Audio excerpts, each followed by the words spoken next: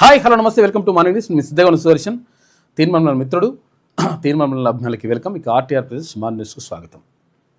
ఇవాళ రైతు భరోసా కార్యక్రమం అక్కడ ఉమ్మడి ఖమ్మం జిల్లాలో ఉంటే దాన్ని ఇవాళ ఇక్కడ శిల్పారామం హైదరాబాద్కు తరలించిండ్రు. విడుదల కార్యక్రమాన్ని. సరే, విడుదలయ్యే కార్యక్రమం ఎట్లున్నా కానీ ఇవాళ 2 ఎకరాల దాకా 2 ఎకరాలు 3 ఎకరాల దాకానో మొత్తం మీద 2 ఎకరాల వరకు ఇవాళ రైతు భరోసా మీ అకౌంట్లలో పడుతుందంట. 2 ఎకరాల దాకా బాగానే ఉన్నది, 3 ఎకరాలు 5 ఎకరాలు 10 ఎకరాలు 15 ఎకరాల దాకా బాగానే ఉన్నది. కానీ 50 ఎకరాలు 100 ఎకరాలు 200 ఎకరాల సంగతి ఏంది అంటే వాళ్ళకు పైసలు తక్కువ అవుతున్నాయి. పెద్ద పెద్ద బడా భూస్వాములకు ఇవ్వకపోతే మళ్ళీ నష్టం అవుతుందని చెప్పేసి అదొక కార్యక్రమం నడుస్తున్నట్టుంది.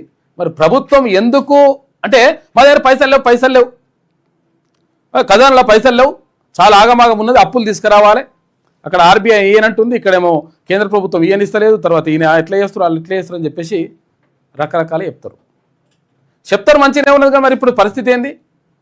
ఎక్కువ ఇస్తున్నారు అన్నట్ట.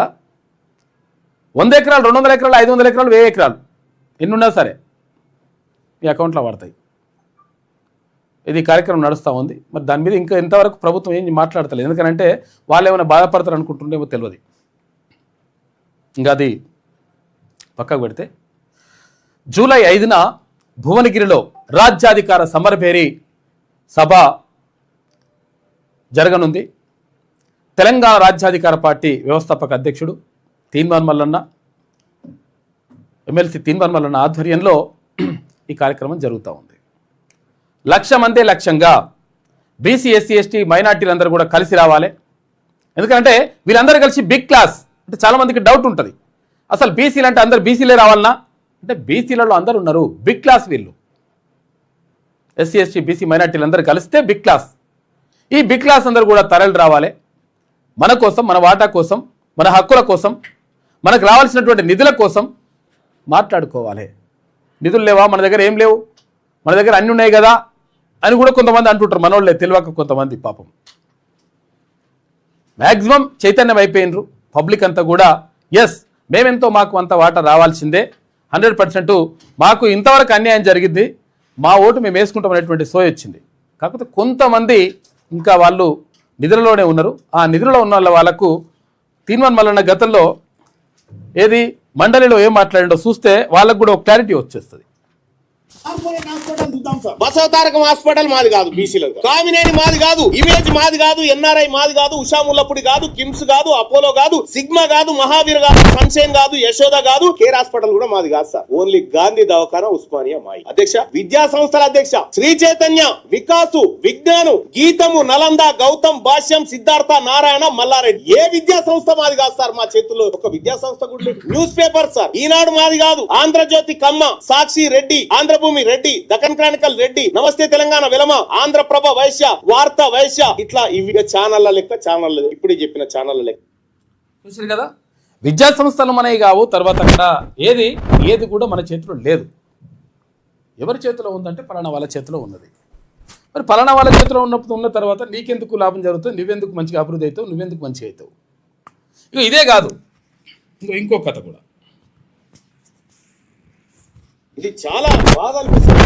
ఏ రంగాల్లో బీసీలు లేరు అనేది ఒకసారి నేను తీస్తే అధ్యక్ష, వ్యవసాయ భూమిలో తగిన వాటా లేదు బీసీలో, పరిశ్రమల్లో వాటా లేదు, 98% అగ్రకులాల చేతుల్లో ఉన్నాయి, ఖనిజ వనరులైన గనుల్లో వాటా లేదు, ఎగుమతులు దిగుమతుల వాణిజ్యంలో వాటా లేదు, రోడ్లు భవనాలు కాల్వలు ప్రాజెక్టుల కాంట్రాక్టులన్నీ వాళ్ళ చేతుల్లోనే, ప్రభుత్వ లైసెన్సుల్లో వాటా లేదు, లాభదాయక వ్యాపారాల్లో వాటా లేదు, ప్రైవేట్ సెక్టార్ లో వాటా లేదు, డిఫెన్స్ రంగంలో వాటా లేదు, సైన్స్ అండ్ టెక్నాలజీలో మన వినియోగం లేనే లేదు, హైకోర్టు సుప్రీంకోర్టు న్యాయమూర్తులు మనోళ్ళు లేనే లేరు, అతి తక్కువగా నిర్ణయాల జమైనాలు కూడా. ఔషధ తయారీలో వాటా లేదు, టెలిఫోన్ సెల్ ఫోన్ నెట్వర్క్ లో వాటా లేదు, టెలివిజన్ ఛానల్స్ లో లేదు, కెమికల్ ప్లాంట్లలో లేదు, విద్యుత్ రంగంలో లేదు, స్పెషల్ ఎకనామిక్ జోన్ లో లేదు, సిమెంట్ రంగంలో లేదు, సినిమా రంగంలో లేదు, నిర్మాతలు హీరోలు అన్ని వాళ్ళే, ప్రైవేట్ స్కూళ్లు కాలేజీల్లో వాటా లేదు, ప్రైవేట్ ఇంజనీరింగ్ కళాశాలలో వాటా లేదు, ప్రైవేట్ మెడికల్ కళాశాలలో వాటా లేదు, వస్త్ర పరిశ్రమలో లేదు, కేబుల్ నెట్వర్క్ లేదు, హోటల్ రెస్టారెంట్స్ పబ్స్ ఏడ కూడా వాటా లేదు, బ్యాంకింగ్ రంగంలో మొత్తమే లేదు, పత్రికా రంగం పూర్తిగా వారి చేతుల్లోనే ఉంది, ఎలక్ట్రానిక్ మీడియా రంగం పూర్తిగా వాళ్ళ గుప్పిట్లోనే ఉంది, ట్రాన్స్పోర్ట్ రంగంలో మన వాటా లేదు, ప్రైవేట్ విమానయాన రంగంలో లేదు, బ్యాంకుల నుండి అత్యధికంగా లోన్లు పొందేది వాళ్ళే, వేల కోట్ల రూపాయల బ్యాంకుల రుణాలు మాఫీ జరిగేది వారికే. ఇట్లా ఒక్కటి కాదు అధ్యక్ష, 60 డిపార్ట్మెంట్లు ఇట్లా ఉన్నాయి అధ్యక్ష. ఇవి చూస్తా ఉంటాయి. ఇంకా అంతేకాదు అధ్యక్ష, పోనీ మరి మా వాళ్ళు ఏం చేయాలి, బీసీలు ఏం చేయాలంటే ఐపీఎల్ కాడ టికెట్ కొనుగోలు చేసే శక్తి రావాలి. వాళ్ళకి సినిమా థియేటర్ల కాడ టికెట్లు కొనుక్కునే లోకు ధర పెంచుకుంటారు కదా, దాన్ని ఏం షో అంటారు, బెనిఫిట్ షో. ఆడ పెంచిన టికెట్ కొనుగోలు శక్తి మా బీసీలకు రావాలంటారు అధ్యక్ష. సినిమా రంగం ఒకసారి చూద్దాం అధ్యక్ష.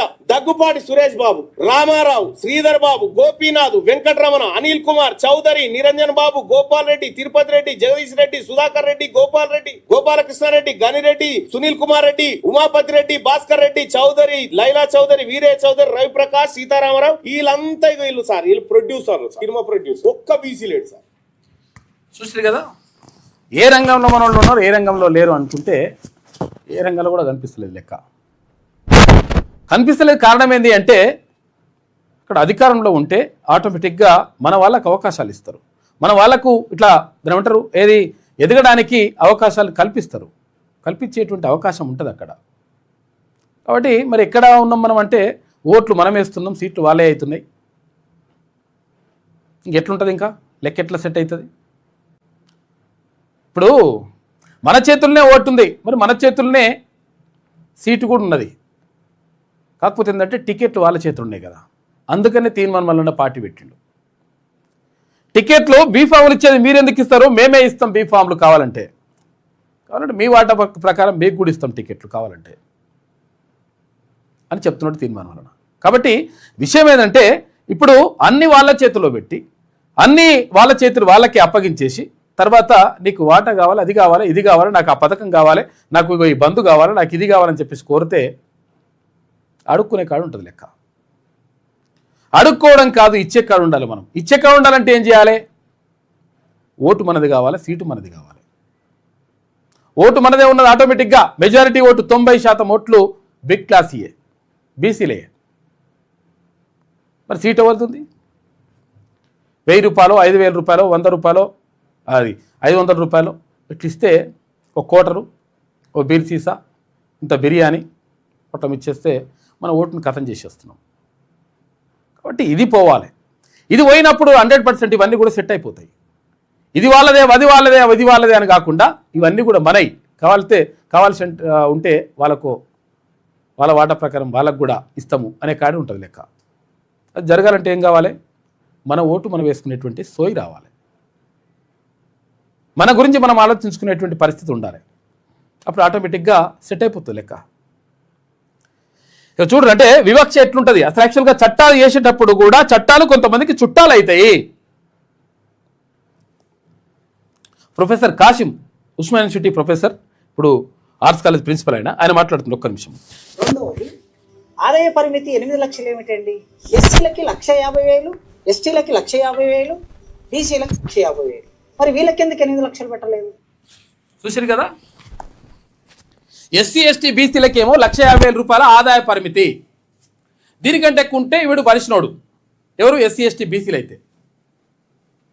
మరి అదే అగ్రవర్ణాలకైతేనంట 8 లక్షల రూపాయలు. అంటే ఒకటే మనిషి, ఒకటే దేశం, ఒకటే పరిస్థితి అంట. పరిస్థితులంతా కూడా సేమ్ ఉన్నప్పుడు, అందరికీ ఒకటే న్యాయం అయినప్పుడు ఓసీలకు ఎందుకు 8 లక్షల రూపాయల ఆదాయ పరిమితి ఉంటుంది? బీసీ ఎస్సీ ఎస్టీ మైనార్టీలకు ఎందుకు 1,50,000 రూపాయలు ఉంటుంది? ఈ ప్రశ్నకు సమాధానం చెప్పగలుగుతారా?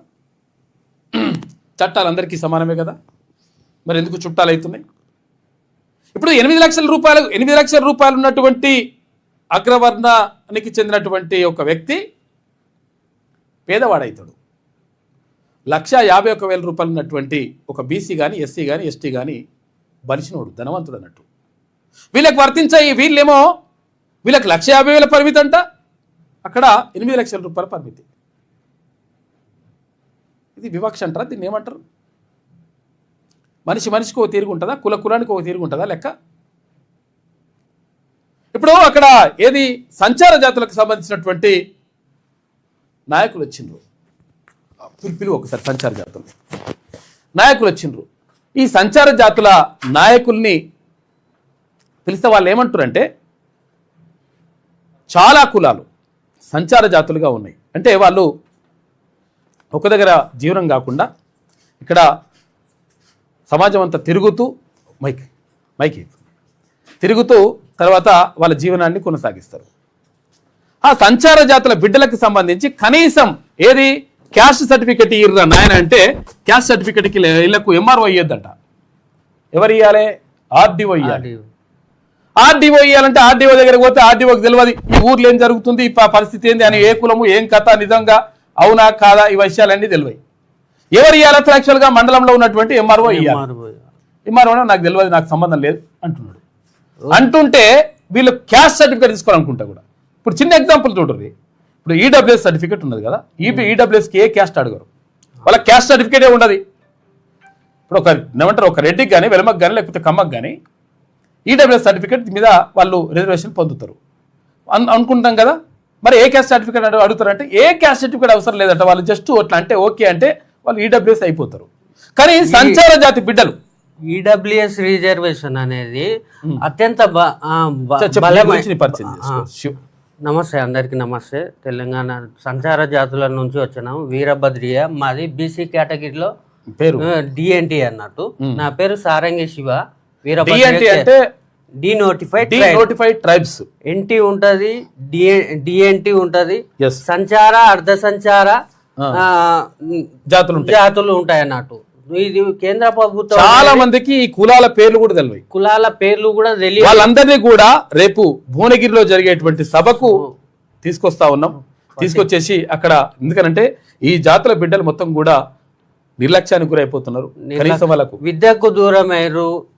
మొత్తం ఏంటంటే ఈ బ్రిటిష్ గవర్నమెంట్ లో వీళ్ళని క్రిమినల్ ట్రైబ్స్ గా గుర్తించారు అన్నట్టు. ఓకే, ఈ క్రిమినల్ ట్రైబ్స్ గా గుర్తించడం ద్వారా అందరూ మొత్తం అడవుల పొంటి ఇట్లా సంచారం చేయడం ద్వారా వీళ్ళు విద్యకు దూరమయ్యారు, రాజకీయానికి దూరమయ్యారు, ప్రతి దానికి దూరమయ్యారు. ఇప్పుడు కనీసం ఇప్పుడు ఏంటంటే కనీసం సర్టిఫికేట్, కుల సర్టిఫికేట్ తీసుకుందామన్నా కానీ ఎంఆర్ఓ ఆఫీసులు ఇవ్వడం లేదు. ఇక ఇప్పుడు కేంద్ర ప్రభుత్వం డీనోటిఫైడ్ గుర్తించింది. 51 కులాలను కూడా తెలంగాణలో గుర్తించారు. ఆ కనీసం ఇప్పుడు ఎస్సీలలో ఉన్న సంచార జాతులకు కూడా వాళ్ళకు క్యాస్ట్ సర్టిఫికేట్ ఇస్తలేవు. ఓలియ దాసరి కానీ, బేడబుడుగ జంగాల్ కానీ, ఇట్లా మళ్ళీ ఇప్పుడు బీసీ కేటగిరీలో ఉండే 51 ఉంటాయి. ఇప్పుడు ఒడ్డేర గాని, వాల్మీకి, బోయల్ వీళ్ళంతా సంచార జాతులే. ఈ సంచార జాతులకు దాదాపు కొన్ని కులాలకైతే అసలు వాళ్ళకు ఈ కులము బీసీలు అని చెప్పుకోవడం, వీళ్ళు బీసీలు అని చెప్పుకోవడానికి కూడా ఎవరికి తెలియదు, ఎవరికి తెలియదు. వీళ్ళు కూడా బీసీలేనా అన్నట్టు అంత ఘోరంగా ఉంటది పరిస్థితులు. వాళ్ళకు మొత్తము గ్రామాలలో ఉండదు కాదు, గ్రామాల బయటనే ఉంటది, గుడిసెలల్లో వేసుకొని వాళ్ళ సంచారం ఎంత ఘోరం. సంచార జాతులు అంటే ఒక చోట నివసించరు వీళ్ళు. అంటే వీళ్ళు ఎప్పుడు కూడా అంటే తిరుగుతూ ఉంటారు. తర్వాత వాళ్ళు ఆశ్రిత కులాలుగా కూడా ఆశ్రిత కులాలు ఉన్నాయి. ఇంకోటి ఏంటంటే బ్రిటిష్ కాలంలో ఏంటంటే రాజుల కింద సైన్యాధ్యక్షులుగా ఇలాంటి చేసిన వాళ్ళు కొంచెం గుడులను కాపాడేవారు. మొత్తం ఎవరైతే ఈ సంచార జాతులు బ్రిటిష్ వాడు ఎందుకంటే వీళ్ళని ఎందుకు క్రిమినల్ ట్రైబ్ గా గుర్తించిన అంటే మాకు వీళ్ళ నుంచి థ్రెట్ ఉంటదని, ఈ థ్రెట్ వల్లనే వాడు క్రిమినల్ ట్రైబ్స్ గా గుర్తించిండు. స్వతంత్రం వచ్చిన తర్వాత ఈ క్రిమినల్ ట్రైబ్ అనేది తీసేసినా గానీ ఆ మచ్చ అనేది పోలేదు. ఈ దయచేసి ఏంటంటే ఈ సంచార జాతులు మాకు కూడా ఇప్పుడు బీసీ కేటగిరీలో ఎట్లా డిఎన్టీగా గుర్తించారు, డిఎన్టీగా గుర్తించినా గానీ వీళ్ళకు విద్య రాజకీయంగా ఖచ్చితంగా కావాలి అంటే వీళ్ళను ప్రత్యేకంగా కొంచెం గుర్తిస్తే గాని వీళ్ళు ఈ బిడ్డలు సంచార జాతి బిడ్డలు రాజకీయ పైకి రాలేరు. ఇప్పుడు కులాల వరకు ఇప్పటి వరకు కనీసం వార్డు మెంబర్ కూడా కాలేదు. చాలా కులాలు ఒక్కరు వార్డు మెంబర్ కూడా కాలేదు, ఒక్క వార్డు మెంబర్ కూడా కాలేదు. జనసంఖ్య ఎందుకు లేదు? ఇప్పుడు ఒడ్డెర కులంలో దగ్గర 7 లక్షల పైన ఉన్నారు. వాల్మీకి బోయలు ఒక 4 లక్షల దగ్గర ఉన్నారు. ఒక్క గంగిరెద్దుల వాళ్ళు లక్ష, వంశరాజు లక్ష చిల్లర ఉన్నారు జనసంఖ్య. ఇప్పుడు వెలుమోళ్ళు 1 లక్ష చిల్లర ఉన్న వాళ్ళే ఒక 14-15 మంది ఎమ్మెల్యేలు, ఎంపీలు, ముఖ్యమంత్రులు అయ్యారు. మా సంచార జాతి బిడ్డలు కనీసం ఒక వార్డు మెంబర్ కాలేకపోతున్నారు. మా పరిస్థితిని గుర్తించండి. అందరికి దయచేసి రాజకీయ నాయకులు, కేంద్ర ప్రభుత్వం కానీ రాష్ట్ర ప్రభుత్వాలు కానీ మా పరిస్థితిని అర్థం చేసుకోండి. ఇది అర్థం చేసుకొని మేము కూడా ఏంటంటే తిన్మార్ మల్లన్న గారి అన్నగారి దగ్గర 6-7 సంవత్సరాల నుంచి టీమ్గా పనిచేసి వచ్చినాం. మేము సంచార జాతి బిడ్డలమైనా కానీ నేను వీరభద్రియ వీరభద్రియ 6-7 ఏళ్ళ నుంచి చేసినాము. మేము కూడా చాలా మంది ఎస్సీ దగ్గర కోమటూర్ల దగ్గర ఆశ్రిత కులం అన్నట్టు. మాది ఏంటంటే వీరభద్రుడు మా టెంపుల్స్ ఉంటాయి కదా శైవ కులాలు, ఈ శైవ టెంపుల్స్ ఎక్కడైతే ఉంటాయో వీరభద్రునికి ఆ టెంపుల్ కాపాడే హోదా ఉండేది. అప్పట్లో కాకతీయ కాలంలో సైన్య అధ్యక్షులుగా చేసిరండి వీరభద్రులు. ఎవరైతే ఇలాంటి వాళ్ళు ఉన్నారో మాకు క్రిమినల్ ట్రైబ్ గా గుర్తించి బ్రిటిష్ ముద్ర వేసిండు అన్నట్టు. ఇప్పుడు ఏంటంటే మీ అందరికి దయచేసి ఏం చెప్తున్నాం అంటే 5 తారీఖు గౌరవ తీర్మాన్ మల్లన్న గారు బీసీ భువనగిరిలో చెలో బీసీ కార్యక్రమం ఉన్నది. ఈ బీసీలో సంచార జాతులు బీసీ ఎస్సీ ఎస్టీ కేటగిరీలు ఉన్నాయి. ప్రతి ఒక్క సంచార జాతులకు అన్నగారు సుదర్శన్ అన్నగారు కూడా ధన్యవాదాలు చెప్తున్నాం. ఎందుకంటే ప్రతి ఒక్క కులాన్ని పిలిపించి అక్కడికి రమ్మని వాళ్ళ యొక్క విద్యలేని మీ కులాన్ని గురించి చెప్పుకోండి అని ఇంత అవకాశం ఇచ్చినందుకు గౌరవ తీర్మాన్ మల్లన్న గారికి, గౌరవ సుదర్శన్ అన్న గారికి, గౌడ అన్న గారికి ప్రత్యేక ధన్యవాదాలు చెప్తున్నా. ఈ ఛాన్స్ అనేది అన్ని అగ్రకులాల పార్టీలు ఇవ్వవు. ఒకటి గుర్తుపెట్టుకొని ఇన్ని రోజులు ఉన్నారు. చాలా మందికి చెప్పినాం, చాలా మందికి పెద్దలకు చెప్పినాం. నిన్ననే వాల్మీకి బోయ మీనగా గోపి గారిని కలిసినాం, వీరభద్రయ్యకు సంబంధించిన జగ్గయ్య సార్ని కలిసినాం, పెద్దలను కలిసినాం. అందరు ఏమంటున్నారంటే మేము కూడా వస్తాం, మాకు కూడా రాజ్యాధికారం గురించి మా హక్కుల గురించి పోరాటం చేస్తామని. ఇన్ని రోజులు సంచార జాతులు అంటే అనగారిన వర్గాలు ఎస్సీలకు దళిత బంధు పెడుతున్నారు. అందులో సంచార జాతులకు ఏది విషయం ఏంటంటే నిజంగా అసలు యాక్చువల్గా చాలా మందికి తెలియని విషయం ఏంటంటే బాలసంతులు కానీ గంగిరెద్దుల వాళ్ళు కానీ తర్వాత వీరభద్రులు కానీ చాలా దారుణమైనటువంటి పరిస్థితులు, ఘోరమైన పరిస్థితి. ఇక్కడ సంచార జాతులు ఇంకా దారుణమైన పరిస్థితులు ఎదుర్కొంటారు. కనీసం విషయం ఏంటంటే అసలు యాక్చువల్గా ఇక్కడ దళిత సామాజిక వర్గం కూడా ఇంకా అంటే చిదరించుకునేటువంటి పరిస్థితుల్లో ఉన్న వాళ్ళు ఉన్నారు. కాకపోతే వీళ్ళు వీళ్ళు బీసీఏ కిందకు వస్తారు. దీంతో వీళ్ళు అసలు యాక్చువల్గా రకరకాలుగా ఇబ్బందులు పడతా ఉన్నారు. అసలు యాక్చువల్గా ట్రైబ్ గా ఉండాల్సిన వాళ్ళు తర్వాత డీనోటిఫైడ్ ట్రైబ్స్ గా చేసినప్పుడు ఆ దుర్మార్గం జరిగింది. దీనివల్ల నష్టం జరుగుతుంది. కాబట్టి తిన్మన్ మనల్ని చెప్పిండు 100% 100 కులాలు కాదు 200 కులాల వరకు కూడా అక్కడ ఏది ఆ స్టేజ్ పైన ఒక్కొక్క కులానికి నుంచి ఒక్కొక్క రిప్రజెంటేటివ్ని 100% మనం తీసుకుందాం. డెఫినెట్గా వాళ్ళని స్టేజ్ మీద కూర్చోబెడదాం, వాళ్ళకి సరైన గౌరవం ఇద్దామన్నాడు. తర్వాత శివ చాలా మందితోటి కోఆర్డినేట్ చేస్తూ ఉన్నాడు. సంచార జాతుల్లో బీసీ సంచార జాతులు కానీ తర్వాత ఎస్సీల్లో మనకు అసలు యాక్చువల్గా మేజర్గా తెలిసేది ఏంటంటే మాదిగ సామాజిక వర్గం, మాల సామాజిక వర్గం మాత్రమే మనకి ఎక్కువ మనతో కలిసి మంచిగా ఉంటారు కాబట్టి వాళ్ళ మట్టుకి మనకు ఎక్కువ తెలుసు. కాకపోతే ఏంటంటే 57 ఉపకులాలు ఉన్నాయి. ఈ 57 ఉపకులాలకు సంబంధించి కూడా మాట్లాడినాం. 100% ఎస్సీ ఎస్టీ బీసీ మైనార్టీలు అందరూ కూడా కలిసి పనిచేయాలి. తర్వాత ఎవరైతే కింది వర్గాలు ఉన్నాయో వాళ్ళని పైకి తీసుకురావాలి. అంతేగా నిన్ననే రేణుల శంకర్ అని దాసరికి సంబంధించిన కనీసం వాళ్ళకు కుల సర్టిఫికేట్ వస్తలేదా, క్యాస్ట్ సర్టిఫికేట్ ఇస్తారు.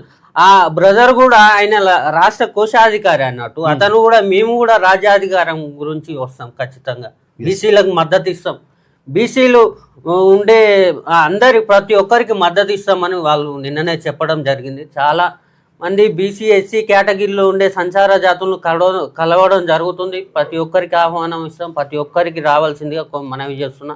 కొంతమందికి విషయం ఏంటంటే అందరికీ పేర్లు తర్వాత ఇవన్నీ కూడా తెలియకపోవచ్చు, స్వతహా కూడా రావచ్చు. అందరికీ ఆహ్వానం. కాబట్టి అందరూ రండి, ఎందుకంటే ఇది బీసీ ఎస్సీ ఎస్టీ మైనార్టీలకు సంబంధించినటువంటి అంశం. కాబట్టి అందరూ కూడా తరలి రావాలని చెప్పేసి థ్యాంక్ యూ, ధన్యవాదాలు. Thank you. మైక్ అక్కడ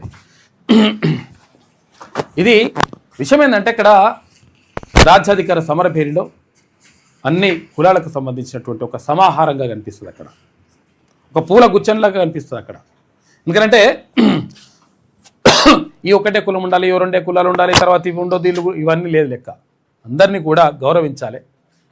ఎస్టీలో ఉన్నటువంటి బిడ్డలు, ఎస్టీలకు ఉన్నటువంటి కులాలన్నింటినీ కూడా, తర్వాత ఇక్కడ బీసీలో ఉన్నటువంటి బిడ్డలను, ఇక్కడ ఎస్టీకి సంబంధించినటువంటి ఇక్కడ ఏది ఆదివాసీ బిడ్డలు కానీ తర్వాత గిరిజన బిడ్డల్ని అందరినీ కూడా గౌరవించుకోవాలనేటువంటి ఉద్దేశంతో ప్రతి ఒక్కరి కులాన్ని నుంచి ఒకరు కనీసం రిప్రజెంటేటివ్గా ఉండాలని చెప్పేసి వాళ్ళపైన స్టేజ్ పైకి పిలిచి వాళ్ళని గౌరవించాలని చెప్పేసి తీర్మానం మల్లన్న నిర్ణయించాడు. కాబట్టి ఇదంతా కూడా నడుస్తూ ఉంది కార్యక్రమం. అంటే ఎప్పుడు కూడా వీళ్ళకి సంబంధించి మాట్లాడలేదు ఎవరు కూడా. తర్వాత వీళ్ళకి సంబంధించి ఎవరు కూడా కనీసం ఆలోచన చేయలేదు. ఎందుకంటే ఓట్లు తక్కువ ఉన్నాయని. కానీ ఓట్లు ఎక్కువ ఉన్నటువంటి మన గురించి కూడా వాళ్ళు ఆలోచన చేస్తలేరు ఎవరు, పాలకులు.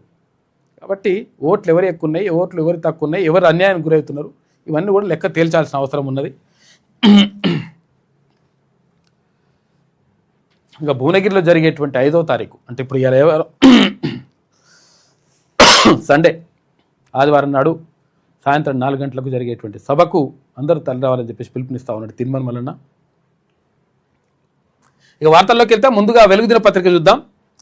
యూరప్ నిప్పుల కొలిమి. ఈ ఎల్నినో ప్రభావంతో మొత్తం కూడా ఆగమాగం అవుతుంది కథ. అసలు యూరోప్లో మ్యాక్సిమం ఎట్లుంటుంది, చల్లటి వాతావరణం ఉంటుంది చాలా దేశాల్లో. కానీ ఇప్పుడు ఎంతవరకు వచ్చిందంటే పరిస్థితి, డాంబర్ రోడ్ ఉంటుంది కదా, డాంబర్ రోడ్ కరిగిపోయి మొత్తం ఇట్లా పోతుందంట. ఏదైనా ఒకవేళ సిమెంటు అవి ఏమైనా ఉంటే మొత్తం కూడా అవి పగిలిపోయి ఇండ్లు కూడా మొత్తం కూడా ఎక్కడికక్కడ పర్యలు వస్తున్నాయట. అంత దారుణమైన పరిస్థితి ఉంది. యూరప్ నిప్పుల కొలిమి. రికార్డులను బద్దలు కొడుతున్న బాణుడు అంటే సూర్యుడు. కరిగిపోతున్న డాంబర్ రోడ్డు, కాంక్రీట్ స్లాబ్లకు పగుళ్ళు వస్తున్నాయి. దెబ్బతిన్న రైల్వే పట్టాలు, ప్రజా రవాణాకు ఆటంకం. 4 రోజుల్లో వడగాల్పులకు 1300 మంది చచ్చిపోయారట. చూడు ఒక్కసారి, 4 రోజులలో 1300 మంది చచ్చిపోయారట. ఎట్లా? వడగాలులకు తట్టుకోలేదు. నిజంగా విషయం ఏంటంటే మన దగ్గర 40 నుంచి 45 డిగ్రీలు అంటే మన దగ్గర ఒక రకంగా మన వాళ్ళు తట్టుకోగలుగుతారు. ఎందుకంటే మన దగ్గర కొంచెం వేడి ప్రదేశం కాబట్టి అక్కడ అది కూడా తట్టుకోలేని పరిస్థితులు ఉంటారు. 1300 మంది మృతి. అనేక ప్రాంతాల్లో పగటి ఉష్ణోగ్రతలు 40 నుంచి 45 డిగ్రీలు ఉందట. 850 నగరాల్లో సుమారు 45% all time heat street east చేస్తుందని చెప్పేసి అంటున్నారు. ఏది? వడగాలుల ప్రభావం విపరీతంగా ఉందంట. మానవ తప్పిదాలే కారణమని తేల్చిండ్రు శాస్త్రవేత్తలు. ఎందుకంటే మనం చేస్తున్నదే. ఇంధన వాడకాన్ని తగ్గించడమే పరిష్కారమని సూచన. మొత్తం కాలుష్యంగా మారుస్తున్నాం. దీంతో అక్కడ ఏదో పొర ఉంటుంది కదా, ఓజోన్ పొర ఒక రంధ్రం పడితే ఇంకా దారుణంగా ఉంటుంది పరిస్థితి. కాబట్టి మనమే చేసుకుంటున్నాము. మనిషి తన వినాశనాన్ని మనిషి తెచ్చుకుంటున్నట్టుగా కనిపిస్తుంది. కాబట్టి మరి ఏం చేస్తారు, ఏం కథ, దీని మీద పరిశోధనలు ఏం జరుగుతాయి?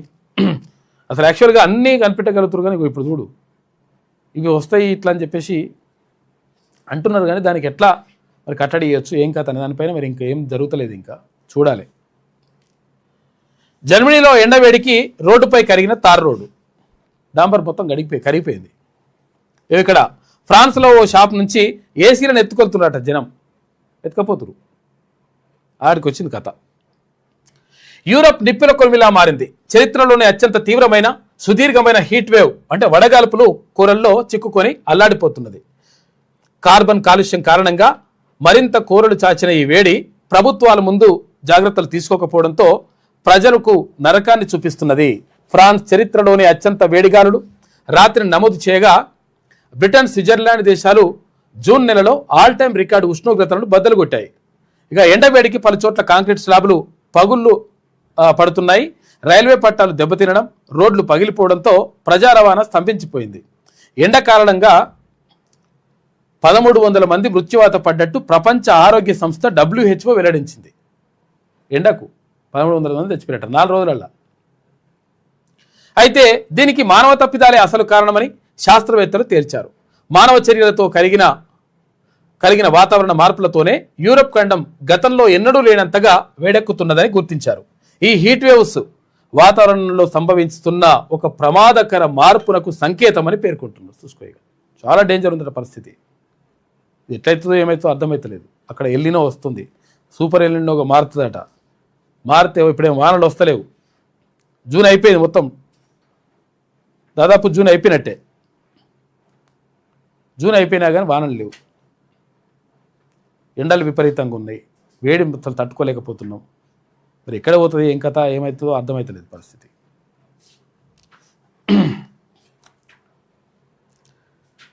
ఇక కొంచెం తేడా ఉన్నా నో సార్ అంట. ఏది? ఇప్పుడు SIR పేరుతోటి మొత్తం కూడా ఓటరు లిస్టు ప్రక్షాళన చేస్తున్నారు కదా. ఈ ప్రక్షాళనలో భాగంగా చిన్న అటు ఇటు ఏమైనా తేడా వస్తే అలా కంప్యూటర్ లెక్కిస్తే అది పోతలేదట, సెట్ అవుతలేదట. ఏ చిన్న పొరపాటు ఉన్నా కానీ దీంతో ఎంతమంది ఓట్లు పోతాయో ఎంతమంది ఓట్లు ఉంటాయో తెలియదు. అటువంటి పరిస్థితికి వచ్చింది. నిజంగా నిజాయితీగా ఇక్కడ ఉన్న వాళ్ళు ఉన్నారా, కరెక్ట్గా ఉన్నారా, కరెక్ట్గా దాన్ని ఏమంటారు సర్వే చేసేసి తేల్చేస్తే సరిపోతుంది. అట్లా కాకుండా ఇప్పుడు మరి వాళ్ళు పెట్టిన నిబంధనలే ఇట్లనే ఉండాలంటే ఆటోమేటిక్గా చాలామందికి కష్టమే ఉన్నట్టుంది పరిస్థితి. ఇంటి పేరు, తండ్రి పేరు, వయస్సు తేడాలుంటే యాక్సెప్ట్ చేయని యాప్. ఇక కలెక్షన్ చేసేందుకు సంబంధిత కార్డులు, పత్రాలు దగ్గర పెట్టుకోవాలంటున్నారు బిఎల్ఓలు, ఎవరు బూత్ లెవెల్ ఆఫీసర్స్. డబుల్ ఓట్ల విషయంలో ఇక్కడ ఓటు కావాలంటే అక్కడ అన్మ్యాపింగ్ చేసుకోవాల్సిందే. 2 ఓట్లు ఉన్నాయి అనుకో, కొంతమందికి సిటీలో ఉంటుంది ఓటు, హైదరాబాద్లో ఉంటుంది, ఊర్లో ఉంటుంది. ఇట్లుంటే ఏంటన్నా ఒక దగ్గరనే ఓటు ఉంచుకోవాలి, ఒకటి అన్మ్యాపింగ్ చేసుకుంటేనే లెక్క, లేకపోతే ఆ 2 ఓట్లు వీక్తాయి. కాబట్టి మరి ఏం చేస్తారో చూడాలి. ఇది ఎన్యూమరేషన్ ఫామ్లో నింపడంలో తిప్పలు. చాలామంది బిఎల్ఓలకు అవగాహన లేక ఇబ్బందులు పడుతుంటారు. వాళ్ళకి ఏం అవగాహన లేదు. ఇంగ్లీష్ ఇప్పుడు హైదరాబాద్లో ఇంగ్లీష్లో ఇస్తున్నట్టు ఫామ్లు, ఆ ఇంగ్లీష్ రాకపోతే అదో పరిశాన్. ఇప్పుడు అందరూ ఇంగ్లీష్ వచ్చిన వాళ్ళే ఉండాలని రూల్ లేదు కదా. కొంతమందికి వచ్చి ఉండొచ్చు, ఎక్కువ మందికి వచ్చి ఉండొచ్చు హైదరాబాద్లో. కాకపోతే ఏంటంటే అందరికీ రావాలని రూల్ లేదు కదా. మరి ఎట్లా పరిస్థితి ఏంది? రాష్ట్ర వ్యాప్తంగా సాగుతున్న స్పెషల్ ఇంటెన్సివ్ రివిజన్ అంటే సర్ ప్రక్రియ ప్రస్తుతం క్షేత్రస్థాయిలో తీవ్ర గందరగోళానికి దారితీస్తోంది. బూత్ లెవెల్ అధికారులు, బిఎల్ఓలు ప్రతి ఇంటికి వెళ్ళి మాన్యువల్గా సేకరించిన ఎమ్యూనరేషన్ డేటాను జిఐఎస్ కోఆర్డినేట్స్తో సహా బిఎల్ఓ యాప్లో డిజిటలైజ్ చేయాల్సి ఉంది.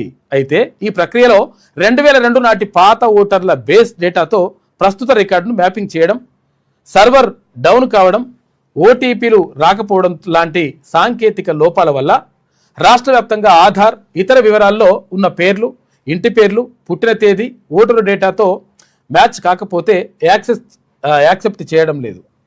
ఇదిగాక రాష్ట్రంలో ఇప్పటికే 89 లక్షలకు పైగా ఓటర్ల డేటాలో తప్పులు ఉన్నట్లు, వాటిని అనానమస్ ఓటర్లుగా ఈసీ గుర్తించిందట. 80 లక్షల పైగా ఓటర్ల డేటాలో తప్పులు ఉన్నాయంట.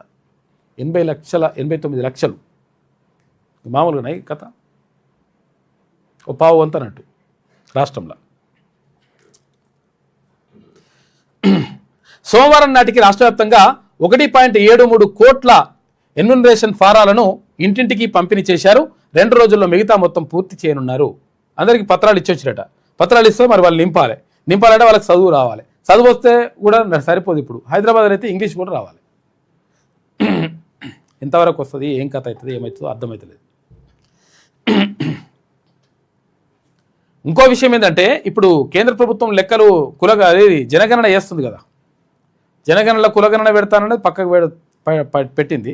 మరి తర్వాత కులగణన చేస్తారా చేయరా తెలియదు.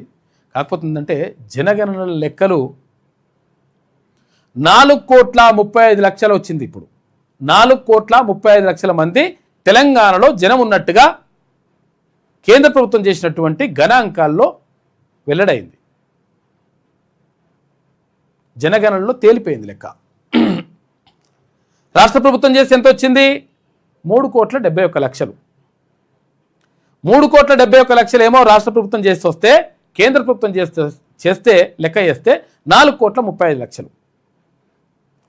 దాదాపు 64 లక్షల ఓట్లు తేడా వచ్చింది కథ. ఏది రాష్ట్ర ప్రభుత్వానికి, కేంద్ర ప్రభుత్వానికి.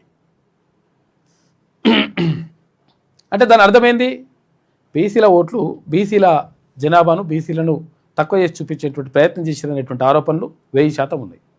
బరాబర్ జరిగింది కూడా అదే. తెలంగాణలో డబుల్ ఇంజన్ సర్కారే మన టార్గెట్ అని చెప్పేసి కేంద్ర భారతీయ జనతా పార్టీ జాతీయ అధ్యక్షుడు నితిన్ నబీన్ అంటున్నాడు.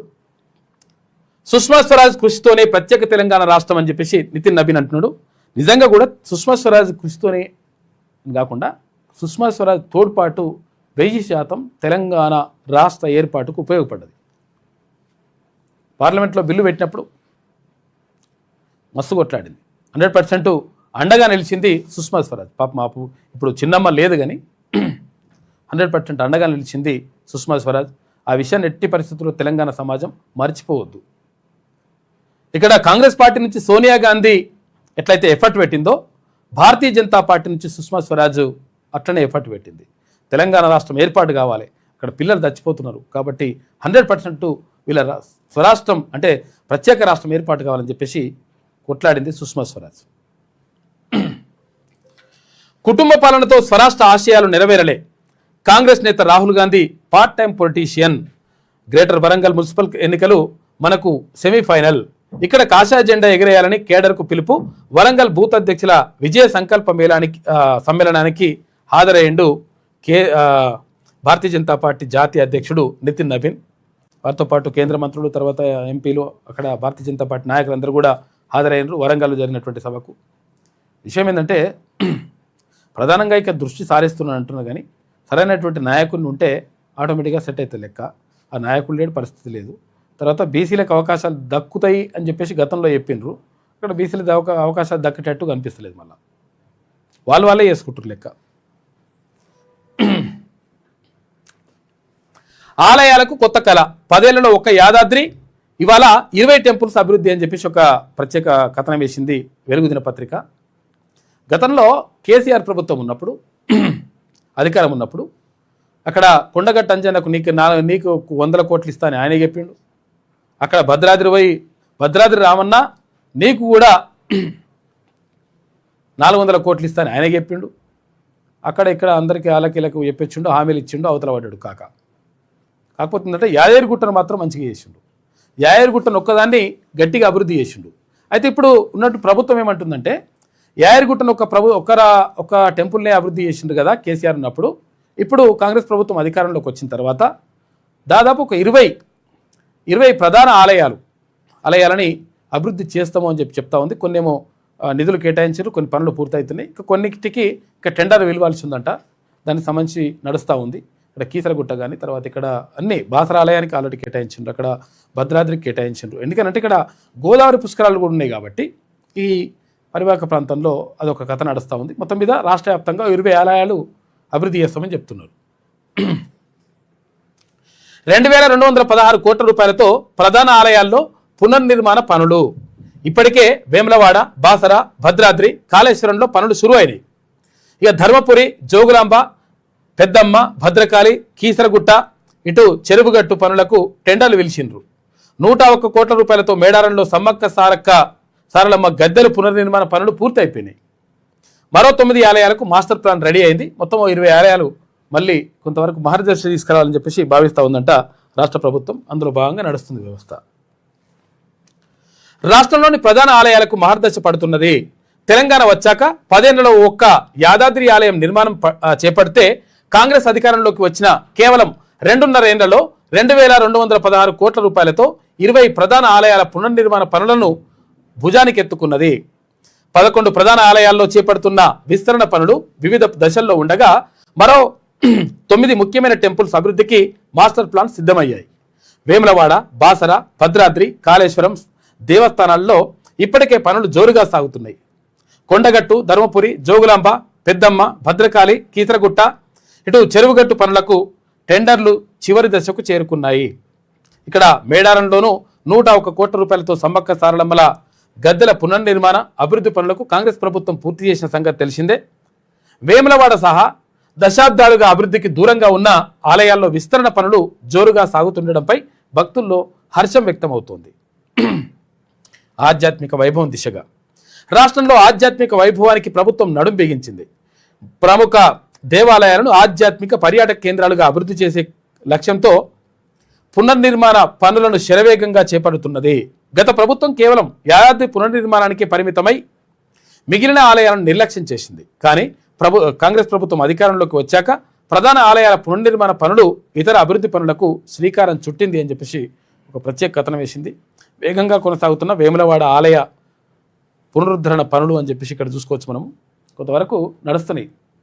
గుళ్ళకు సంబంధించి అయితే నడుస్తూ ఉంది. ఇక నేటి నుంచి రైతు భరోసా. హైదరాబాద్లోని శిల్పకళా వేదిక నుంచి ప్రారంభించనున్న సీఎం రేవంత్ రెడ్డి తొలి విడత రైతుల ఖాతాల్లో 2482.02 కోట్ల రూపాయలు జమ అవుతాయంట. వర్షాల నేపథ్యంలో రైతు ఆశీర్వాద సభ అక్కడ ఖమ్మం జిల్లాలో ఉండే దాన్ని హైదరాబాద్ నుంచి రైతులతో వీడియో కాన్ఫరెన్స్ ద్వారా చేయాలని చెప్పేసి అనుకుంటారట. శిల్పకళా వేదికగా ఈ సభ నడుస్తుంది. ఇప్పుడు ఇవన్నీ అన్ని పేపర్లలో యాడ్ ఇచ్చిండ్రు, సగం పేజీ యాడే.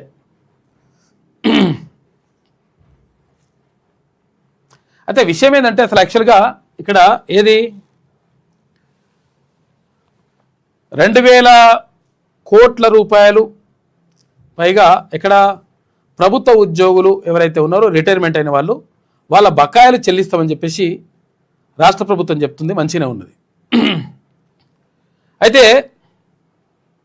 ఆర్టీసీ కార్మికులకు సంబంధించి 2,000 కాదు 4,000 కోట్లు ఆర్టీసీ కార్మికులకు సంబంధించి 1,000 కోట్ల రూపాయలు బకాయిలు ఉన్నాయి. దాంతో మొత్తం కూడా ఆర్టీసీ కార్మికులు ఎవరైతే రిటైర్ అయిన వాళ్ళు ఉన్నారో పాపం వాళ్ళు ధర్నాలు చేస్తూ ఉన్నారు, రస్తారోకాలు చేస్తూ ఉన్నారు, చచ్చిపోతున్నారు పాపం. బిడ్డల పెళ్ళిళ్ళు చేయలేక, తర్వాత ఇక్కడ ఆరోగ్యానికి ఖర్చు పెట్టలేక, తర్వాత రిటైర్ అయిన తర్వాత జీతం రాక రకరకాల ఇబ్బందులు పడుతుంటే వాళ్ళది కూడా చూస్తే బాగుంటుంది అని చెప్పేసి కార్మిక సంఘాల నాయకులు అంటున్నారు. మన సాజిద్ ఇక్కడ ఉమ్మడి అది హైదరాబాద్ గ్రేటర్ హైదరాబాద్ జిల్లా అధ్యక్షుడు, గ్రేటర్ హైదరాబాద్ అధ్యక్షుడు ఏది BWU గ్రేటర్ హైదరాబాద్ అధ్యక్షుడు సాజిద్ పంపించిండు. అయితే విషయం ఏంటంటే 4,000 కోట్ల రూపాయలు ప్రభుత్వ ఉద్యోగులకు బకాయిలన్నీ చెందిస్తా అంటారు, సంతోషం. కానీ 1,000 కోట్ల రూపాయల దాకా ఉన్నాయి. ఎవరి? ఆర్టీసీ కార్మికులై. ఆర్టీసీ కార్మికులను కూడా అంటే మీలో ఒకరుగా చూడండి, వీళ్ళ బాధలు కూడా పట్టించుకోండి అని చెప్పేసి విజ్ఞప్తి చేస్తున్నారు వాళ్ళు. ప్రభుత్వ ఉద్యోగులకు 4,000 కోట్ల రూపాయలు, ఆర్టీసీ రిటైర్డ్ కార్మికులకు 1,000 కోట్లు ఇవ్వలేరా? తెలంగాణ రాష్ట్ర ప్రభుత్వం ప్రభుత్వ ఉద్యోగుల బకాయిలు చెల్లింపుల కోసం 4,000 కోట్ల రూపాయలు విడుదల చేయడం స్వాగతించదగ్గ నిర్ణయం. అయితే సంవత్సరాల పాటు సంస్థకు సేవలందించిన సుమారు 17,000 మంది ఆర్టీసీ రిటైర్డ్ కార్మికులు తమ పదవీ విరమణ ప్రయోజనాల కోసం ఇప్పటికీ ఎదురు చూస్తున్నారు. 17,000 మంది రిటైర్ అయిన వాళ్ళు ఆర్టీసీలా. ప్రభుత్వం కేవలం 1,000 కోట్ల రూపాయలు విడుదల చేస్తే వేలాది మంది రిటైర్డ్ ఉద్యోగులకు న్యాయం జరుగుతుంది. ఈ అత్యంత కీలకమైన అంశంపై ఇప్పటి వరకు ఏ ఆర్టీసీ యూనియన్ నాయకత్వం కూడా గట్టిగా స్పందించకపోవడం బాధాకరం. బహుజన వర్కర్స్ యూనియన్ ఏది తెలంగాణ రాజ్యాధికార పార్టీకి తీన్మర్మలన్న పార్టీకి అనుబంధంగా ఏదైతే కార్మిక సంఘం ఉందో, ఏది బహుజన వర్కర్స్ యూనియన్ ఏదైతే ఉందో ఆ సంఘం రిటైర్డ్ కార్మికుల హక్కుల కోసం పోరాటం చేయడానికి పూర్తిగా సిద్ధంగా ఉంది. జూలై 5 తర్వాత రిటైర్డ్ కార్మికుల ప్రయోజనాల సాధన కోసం కార్యాచరణను ప్రకటిస్తాము అని చెప్తున్నారు. తెలంగాణ రాజ్యాధికార పార్టీ TRP అనుబంధ బహుజన వర్కర్స్ యూనియన్ కార్మికుల BWU కార్మికుల హక్కుల కోసం నిరంతరం పోరాటం మా లక్ష్యం అని చెప్తా ఉన్నారు. ఇట్లు సాజిద్ మహమ్మద్ రాష్ట్ర అధ్యక్షులు BWU, సుద్దాల సురేష్ రాష్ట్ర ప్రధాన కార్యదర్శి, ఇప్పుడు రాష్ట్ర అధ్యక్షుడు సాజిద్ చెప్తా ఉన్నాడు. కాబట్టి మేము 100% వాళ్ళకి అండగా ఉంటాం ఆర్టీసీ కార్మికులకు అని చెప్తున్నారు. ఇక టోటల్ 2017 నుంచి ఇప్పటి వరకు దాదాపు 17,000 మంది ఆర్టీసీ కార్మికులు రిటైర్ అయ్యిండ్రు. వాళ్లకు రిటైర్ బెనిఫిట్స్లు రాకుండానే 357 మంది చచ్చిపోయారు పాపం, ఏం రాకుండానే. ప్రభుత్వం 830 కోట్ల రూపాయలు విడుదల చేస్తే రిటైర్ వాళ్ళ అందరికీ సెటిల్మెంట్ చేయొచ్చు, వాళ్ళని మొత్తం కూడా కాపాడవచ్చు. ఇది ఏషియన్ మంచిగానే ఉంది, కాకపోతే అంటే మా ఆర్టీసీ వాళ్ళది కూడా చేస్తే బాగుంటుంది అని చెప్పేసి సాజిద్ అంటా ఉన్నాడు, BWU రాష్ట్ర అధ్యక్షుడు. కాబట్టి వీళ్ళని కూడా పట్టించుకుంటే మంచిగా ఉంటుంది. ఇది వెలుగులో ఉన్నటువంటి ప్రధాన కథనాలు. అయితే ఒకసారి విజయక్రాంతి చూద్దాం. ఇక మన ర్యాంకర్లు జంప్ అవుతురట. ఎవరు? వెబ్సైట్ రాసినటువంటి ఇంజనీరింగ్ చదువుకోవాలనుకున్న పిల్లలు ఉంటారు కదా, మంచి ర్యాంకులు వచ్చిన వాళ్ళు మన రాష్ట్రంలో ఉన్నటువంటి కాలేజీల్లో చేరతలేరట. అక్కడ నేషనల్ వైడ్గా ఉన్నటువంటి అవకాశాలని అందిపుచ్చుకోవడానికి వెళ్తున్నారట. వెబ్సైట్లో టాప్ ర్యాంకులు వచ్చిన IIT తర్వాత NIT వైపే, NIT పైనే ఆసక్తి అంట ఆకర్షిస్తున్న అక్కడి భారీ ప్యాకేజీలు. IIT తర్వాత NITలో చేరితే మధ్యలో క్యాంపస్ ఇంటర్వ్యూస్ లేకపోతే రకరకాలుగా అట్లా అవకాశాలు ఎక్కువ వస్తున్నాయంట. ఈ IIT స్టూడెంట్స్కి తర్వాత NIT స్టూడెంట్స్కి జీతాలు ఎక్కువగా ఉంటున్నాయని చెప్పేసి ఉన్నది. ఈ నేపథ్యంలో ఇక్కడ చేరడానికి ఇష్టపడతలేరట పిల్లలు, విద్యార్థుల తల్లిదండ్రులు ఏం చేస్తున్నారట, NITలో IITలో చేరడానికి ప్రయత్నం చేస్తున్నారట. మన టాలెంట్ తరలిపోతున్నది. టాపర్లంతా రాష్ట్రంలోని విద్యా సంస్థల్లో చదివేందుకు ఆసక్తి చూపడం లేదు. మరి ముఖ్యంగా ఇంజనీరింగ్ అభ్యర్థులు TGFSETలో మంచి ర్యాంకులు పొందిన అభ్యర్థుల భవిష్యత్తు ఆలోచనలు వేరుగా ఉన్నాయి. హైదరాబాద్లోని పేరున్న పలు కాలేజీల్లోనూ అడ్మిషన్లు పొందేందుకు వారు సుముఖత చూపడం లేదు. వారంతా ఎన్ఐటి ఐఐటీలతో పాటు పక్క రాష్ట్రాల్లోని ఇతర విద్యా సంస్థలపైనే మనసు పెడుతున్నారు. కోర్సు పూర్తయిన తర్వాత అక్కడ భారీ ప్యాకేజీలతో ప్లేస్మెంట్స్ వస్తుండడంతోనే దీనికి కారణమంట. ఇక టాప్ ర్యాంకర్లు పేరుకే ఎఫ్సెట్ పరీక్ష రాస్తున్నట్టుగా తెలుస్తోంది. ఇక్కడ రాసే ప్రవేశ పరీక్ష కేవలం ఆప్షన్గా ప్రాక్టీస్గా పెట్టుకుంటున్నట్టు తెలుస్తోంది. దీనికంటే ప్రాముఖ్యతను ఐఐటి తర్వాత ఎన్ఐటీలకే ఇస్తున్నారు. ఆయా విద్యా సంస్థల్లో కోర్సు చేసి మధ్యలోనే జాబ్స్ వస్తున్నాయి, క్యాంపస్ ఇంటర్వ్యూస్ జరిగి ప్లేస్మెంట్స్ వస్తున్నాయి. అందుకని ఇక్కడ ఉండలేరట. అట్లా అయిపోతుంది కథ. చాలామందికి ఇది ప్రవాస భారతీయులకు, అమెరికా వెళ్ళిన ప్రవాస భారతీయులకు నోబెల్ బహుమతులు చాలామందికి వచ్చినాయి. నోబెల్ బహుమతులు ఎందుకు వస్తున్నాయి? మరి వాళ్ళకి ఎందుకు వస్తున్నాయి, మనకి ఎందుకు వస్తలేవు? మన దగ్గర టాలెంట్ లేదంటే మనోళ్ళే అక్కడికి పోయిన తర్వాత వాళ్ళు అమెరికా పౌరసత్వం ఇచ్చి వాళ్లకు వాళ్ళకు కావలసినటువంటి చదువులు కావలసినటువంటి సౌకర్యాలు కల్పించి నిధులేమైనా అవకాశం ఉంటే వాటిని కూడా సమకూర్చి అవసరం ఉంటే తర్వాత ఏమి కావాలన్నా వాళ్ళకు అన్ని రకాల సహాయ సహకారాలు అందించి వాళ్ళ పరిశోధనలకు తోడ్పడుతూ ఉంది పాశ్చాత్య దేశాలు, అమెరికా లాంటి దేశాలు. అటువంటి అప్పుడు ఇక్కడ బాగా టాలెంట్ ఉన్నటువంటి వ్యక్తి నోబెల్ బహుమతి ఇక్కడ ఉన్నోడికి కూడా వస్తుంది. కాకపోతే ఏంటంటే వీనికి ప్రభుత్వం నుంచి కానీ సాటి సమాజం నుంచి కానీ తోడ్పాటు కానీ ప్రోత్సాహం కానీ అందకపోతే నిర్లక్ష్యానికి గురైపోతున్నారు. అందుకని ఏం చేస్తున్నారు? దానిమని జంప్ అయిపోతున్నారు. ఎవరికి వస్తున్నాయి మరి అవార్డులు? వేరే దేశాలకు వస్తున్నాయి. మరి మనోడా కాదా అంటే మనోడే, రక్తం మనదే. కాకపోతే ఏంటంటే ఎక్కడ పౌరసత్వం అక్కడ తీసుకుంటున్నారు. విషయం ఏంటంటే ఇప్పుడు యూనివర్సిటీలో చదువుతున్నటువంటి విద్యార్థులు ఎవరైతే ఉంటారో, ఎవరైతే పరిశోధకులు ఉంటారో, నేను కూడా ఉస్మానియా యూనివర్సిటీలో పరిశోధకుని, నేను పిహెచ్డి స్కాలర్ని.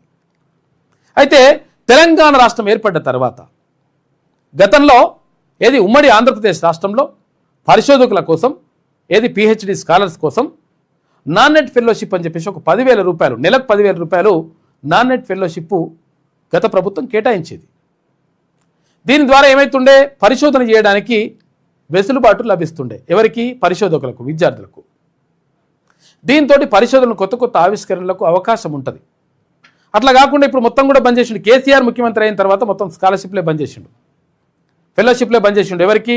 పిహెచ్డి స్కాలర్స్కి. ఇక పరిశోధన ఎడికెళ్ళి జరుగుతాయి, ఏడవుతుంది, ఇక లెక్క ఏడవుతుంది కథ.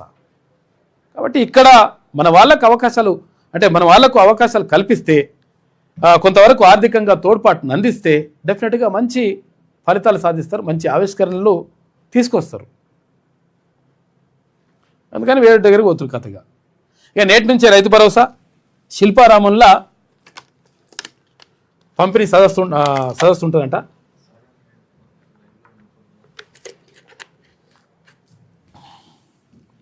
అసలు ఈ మదిరలో ఈ కార్యక్రమం ఉండే, మదిర నుంచి ఇక్కడికి హైదరాబాద్కి మార్చిండ్రు. ఎందుకంటే వర్షాలు వస్తాయని. వర్షాల వల్ల మదిర నుంచి హైదరాబాద్కు మారిన రైతు ఆశీర్వాద సభ ఇవాళ 2 ఎకరాల వరకు 41,37,000 మందికి రైతు భరోసా పడుతుందట. 2 ఎకరాల వరకు ఉన్న వాళ్ళకు. ఇక రైతుల ఖాతాల్లో 2,482.02 కోట్ల రూపాయలు జమ చేయనున్న సీఎం రేవంత్ రెడ్డి. రైతులు, ప్రజాప్రతినిధులు వీక్షించేలా రైతు వేదికల వద్ద డిజిటల్ స్క్రీన్లు ఏర్పాటు చేస్తారట. ఎక్కడిక్కడ ప్రోగ్రామ్ ఉంటుంది కాబట్టి రైతు వేదికలలో డిజిటల్ స్క్రీన్లు పెట్టేసి చూస్తందుకు. ఇక బీహార్లో భరత్ తివారీ ఎన్కౌంటర్పై బ్రాహ్మణుల ఆగ్రహ జ్వాలలు. నకిలీ ఎన్కౌంటర్లో పోలీసుల జవాబుదారీతనంపై తీవ్ర చర్చ జరుగుతుందట. ఎగుమతి కేంద్రంగా రాష్ట్రం. ప్రపంచ స్థాయి బియ్యం ఎగుమతులకు ప్రత్యేక ప్రోత్సాహకాలు. రైతులకు, రైస్ మిల్లర్లకు రెట్టింపు లాభాలు. ప్రపంచ మార్కెట్ లక్ష్యంగా ఫోర్టిఫైడ్ రైస్ ఉత్పత్తులు. ఇక రాష్ట్ర పౌర సరఫరాల శాఖ మంత్రి ఉత్తమ్ కుమార్ రెడ్డి మాట్లాడాడు. బీజేపీ గెలుపు ఖాయం. రాష్ట్రంలో డబుల్ ఇంజన్ సర్కార్. బీజేపీతోనే తెలంగాణ సమగ్రాభివృద్ధి. హామీల అమలులో కాంగ్రెస్ విఫలం. ఇక బీఆర్ఎస్ హయాంలో అరాచకాలు. తెలంగాణ ఏర్పాటులో బీజేపీ సహకారం. Rahul Gandhi part time politician. BJP జాతీయ అధ్యక్షుడు నితిన్ నబీన్ అంటున్నాడు. వరంగల్ భువనగిరిలో పర్యటించాడు. నిన్న వరంగల్లో సభ పెట్టింటే ఆ సభలో మాట్లాడాడు. బాగానే పబ్లిక్ కూడా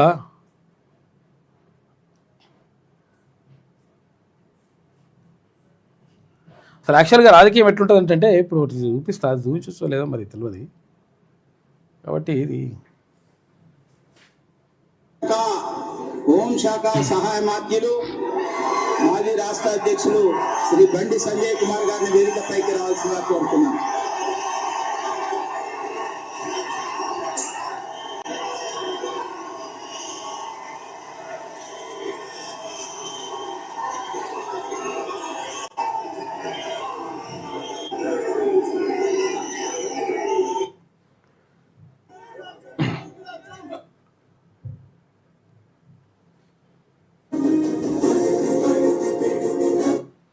నిన్న నితిన్ నవీన్ వచ్చిండు, అక్కడ సాదర స్వాగతం పలికిండ్రు వరంగల్లో.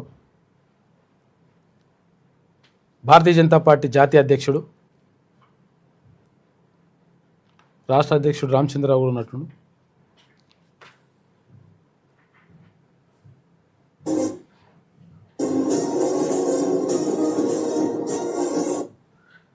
ఈ మ్యూజిక్ ఏదని ఉంటుంది మాకు.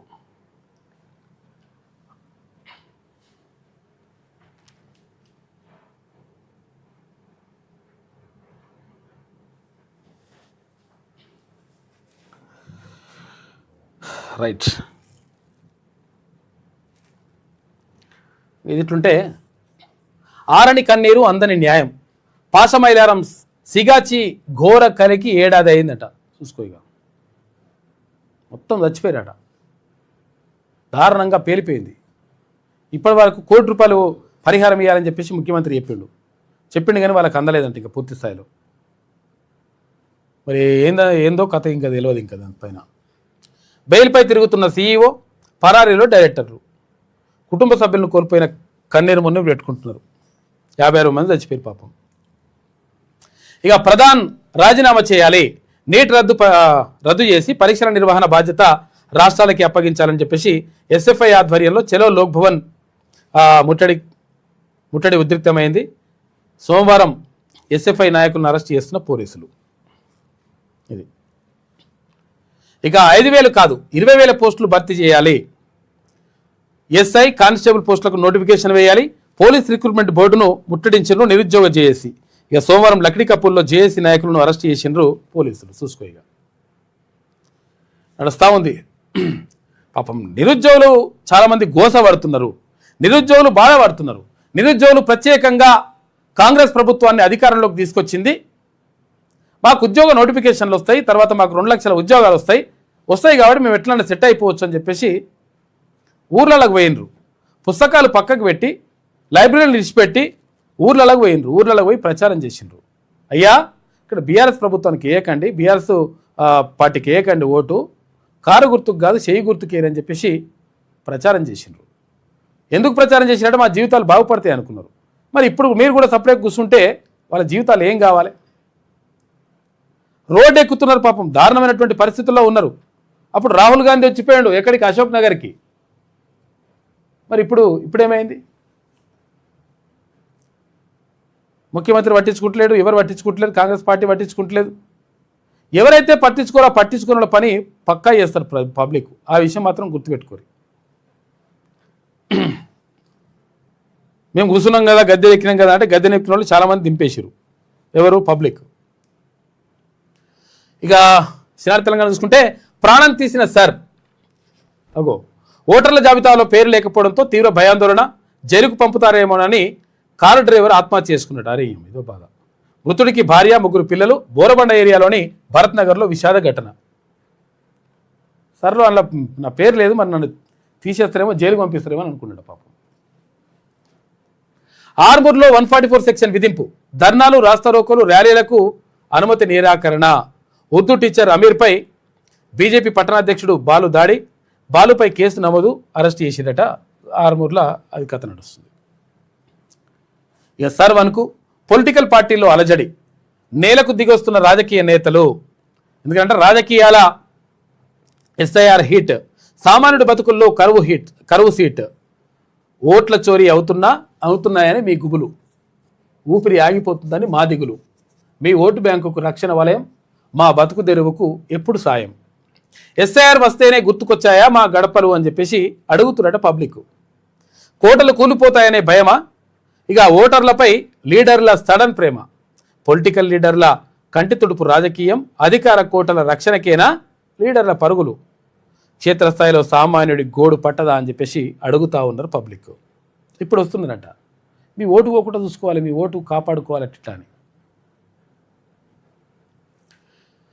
పదవులు వస్తే ప్రోటోకాల్ గోడలు, పవర్ పోతే ప్యాలెస్ లగ్జరీలు, కానీ ఓట్ల బ్యాంకుకు ముప్పు వస్తే మాత్రం నేరుగా కార్యకర్తల గడపకు తొక్కడం తెలంగాణ రాజకీయాల్లో ఇప్పుడు కనిపిస్తున్న సడన్ మార్పునకు అసలు సిసలు నిదర్శనం ఇది.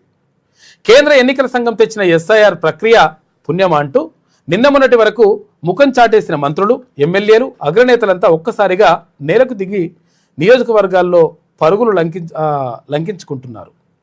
తమ అధికార కోటలు కూలిపోతాయనే భయంతో క్షేత్రస్థాయి కార్యకర్తలను మీరే మా పునాది రాళ్ళు, మీరే మా రక్షకులు అంటూ ఆకాశానికి ఎత్తుతూ బుజ్జగింపుల పర్వానికి తెరలేపిండ్రు. కానీ ఈ పొలిటికల్ జాతర వెనుక దాగున్నటువంటి అసలు రంగును సామాన్య ఓటరు, నిబద్ధత గల కార్యకర్త ముందే పసిగట్టారు. ఎన్నికలప్పుడు కన్నెతల్లిలా కనిపించే పార్టీ గెలిచాక కంటిన్యూస్లా ఎందుకు మారుతుంది అని కార్యకర్తల అంతరంగం నేడు సూటిగా ప్రశ్నిస్తోంది. సూటిగా ఓట్ల గురించి ఎట్లుంటుంది, తిప్పలుంటుంది అన్నమాట లెక్క. అయ్యో అట్లా పోతాయా ఇట్లా పోతాయా అని చెప్పేసి ఓట్ల గురించి నడుస్తున్నట్టు లెక్క.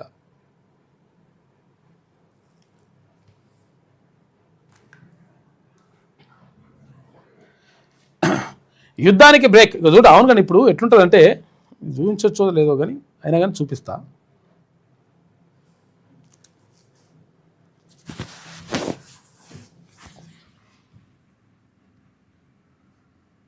My fellow animals, if you vote for me, once I'm elected, I will become a vegetarian.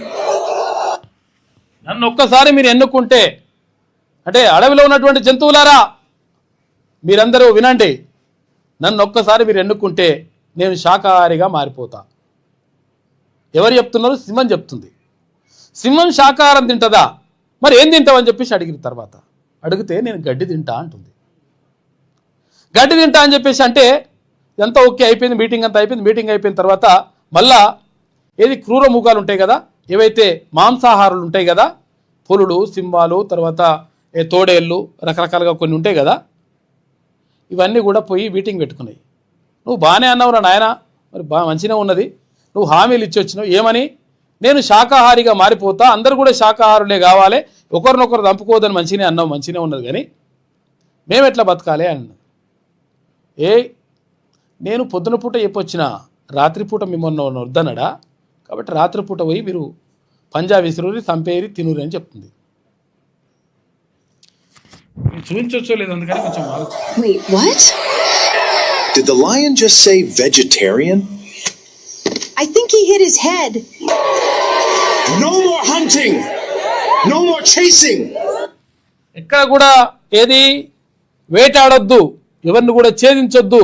ఏం చేయాలి? కేవలం శాకాహారం మాత్రమే తినాలి. సింహం ఇట్లా తింటా అని చెప్పేసి పరిచయం అవుతుంది పక్క జంతువు. No more running for your lives when you see me! Free bananas for every monkey! Free carrots for every... ego free banana, ఏది అరటి పండ్లు ఫ్రీగా ఇస్తుందట ఎవరికి?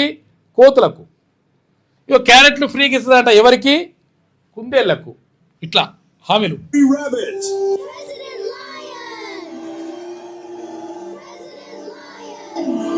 My fellow animals, today I make another promise. If I become president, I will make sure all animals become vegetarians. నేనే కాదు, నన్ను prime minister చేస్తే ఇక్కడ ఉన్నటువంటి అన్ని జంతువులను కూడా మొత్తం కూడా వెజిటేరియన్, అంటే నేను మాంసాహారులు కాకుండా శాకాహారం ఎదిరేటట్టు చేస్తా అని చెప్పి మళ్ళీ ఒకటి. Mr. Lion, yes, if you become... సరే, ఇట్లా విషయం ఏంటంటే మనకు ఆ సౌండ్ అవన్నీ కూడా చూపించొద్దని కొన్ని ఉంటాయి, మనకు యూట్యూబ్ గైడ్లైన్స్ ఉన్నాయి కాబట్టి మనం చూపించలేకపోతున్నాం. కాబట్టి విషయం ఏంటంటే రాజకీయ నాయకులు చెప్పేది ఒకటి ఉంటుంది, చేసేది ఒకటి ఉంటుంది అనమాట చాలామంది. కాబట్టి వాటిని మనం జాగ్రత్తగా గమనిస్తూ జాగ్రత్తగా చూస్తే మనకు అర్థమవుతుంది. కాబట్టి విషయం ఏంటంటే ఇవంతా కూడా ఎందుకు జరుగుతుంది? మన ఓట్లు ఎవరికి వేస్తున్నాం? మన చేతిలో లేవు మన ఓట్లు. మన వర్గాలకు వేసుకున్నప్పుడు మంచి జరుగుతుంది. ఓట్లే వాళ్ళ చేతిలో పెట్టి మనకు మంచి జరగాలంటే ఎట్లా జరుగుతుంది?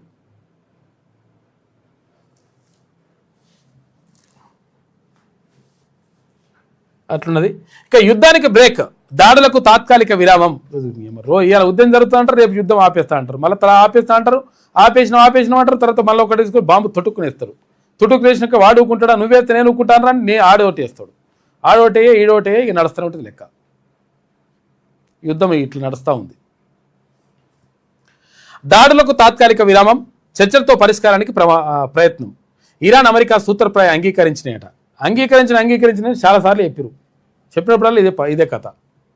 ఇవాళ దోహాలో కీలక భేటీ, హార్ముజ్ వివాదంపైనే ప్రధాన చర్చలు ఉంటాయట. లెబనాన్పై దాడులు అంశాన్ని ప్రస్తావించనున్న టెహ్రాన్. కాల్పుల విరమణ ప్రకటనపై ప్రపంచ దేశాలు గంపెడ ఆశలు పెట్టుకున్నాయి. ఎందుకంటే ఈ యుద్ధం అయిపోతే కొంచెం పెట్రోల్ డీజిల్ అన్న మంచిగా వస్తుందని. ఎవరి బాధ వాళ్ళకే ఉన్నది. సోనియా తెలంగాణ ఏర్పాటు గురించి అడిగారు. నాకు ఎలాంటి అభ్యంతరం లేదని అప్పుడే చెప్పా. దిగ్విజయ్, మురళీదేవర కూడా నా వద్దకు వచ్చారు. వారికి కూడా ఏపీ విభజనపై అడ్డు చెప్పలేదు. తాను పార్టీ సిద్ధాంతానికే కట్టుబడి ఉన్నట్లు చెప్పా. చెన్నారెడ్డి కాలంలోనే బలమైన ప్రత్యేక రాష్ట్ర ఉద్యమాలు వచ్చినాయి. అప్పుడే 2 రాష్ట్రాలు ఏర్పడితే ఇప్పటి వరకు ఏపీ తెలంగాణ ఎంతో అభివృద్ధి చెందేవని చెప్పేసి ఇప్పుడు అంటున్నాడు ఆయన. ఎవరు? మాజీ ఉపరాష్ట్రపతి వెంకయ్యనాయుడు. అప్పుడు అనలే, కానీ ఇప్పుడు అంటున్నాడు. అప్పుడు కూడా అన్నా అని చెప్తున్నాడు. మరి ఎందుకు తెలియదు. ఇక రాజ్యాధికార సమరభేరి సభను విజయవంతం చేయండి, బహుజన వర్గాలకు మద్దతు ఇవ్వండి, అందరూ ఏకమైతేనే బీసీ రాజ్యాధికారం సాధ్యమవుతుంది. రాజకీయాలకు అతీతంగా భువనగిరికి తరలిరండి. టీఆర్పీ రాష్ట్ర నాయకుల పిలుపు. ఇక పలువురు ప్రముఖులకు సభ ఆహ్వాన పత్రికలు అందజేత. యాదాద్రి నరసింహస్వామి సన్నిధిలో సభ పోస్టర్లు ఆవిష్కరించిండ్రు తెలంగాణ రాజ్యాధికార పార్టీ నాయకులు. ఇక్కడ మంత్రి పొన్నం ప్రభాకర్కి, తర్వాత అక్కడ ప్రభుత్వ విప్పు సీనన్నకి, అందరికీ కూడా ఏవి ఆహ్వాన పత్రికలు అందజేస్తూ ఉన్నారు తెలంగాణ రాజ్యాధికార పార్టీ నాయకులు. జూలై 5న భువనగిరి జిల్లా కేంద్రంలో తెలంగాణ రాజ్యాధికార పార్టీ ఆధ్వర్యంలో నిర్వహించనున్న రాజ్యాధికార సమరభేరి సభను విజయవంతం చేయాలని టీఆర్పీ రాష్ట్ర నాయకులు పిలుపునిచ్చారు. ఇందులో భాగంగా రాష్ట్ర బీసీ సంక్షేమం రవాణా శాఖ మంత్రి పొన్నం ప్రభాకర్ను చిగురుమామిడి మండల కేంద్రంలో తెలంగాణ రాజ్యాధికార పార్టీ రాష్ట్ర కార్యదర్శి అఖిల్ పాషా పార్టీ నాయకులతో మర్యాదపూర్వకంగా కలిశారు. తీన్మాన్ మల్లన్న నాయకత్వంలో జూలై 5న భువనగిరిలో నిర్వహించే రాజ్యాధికార సమరభేరి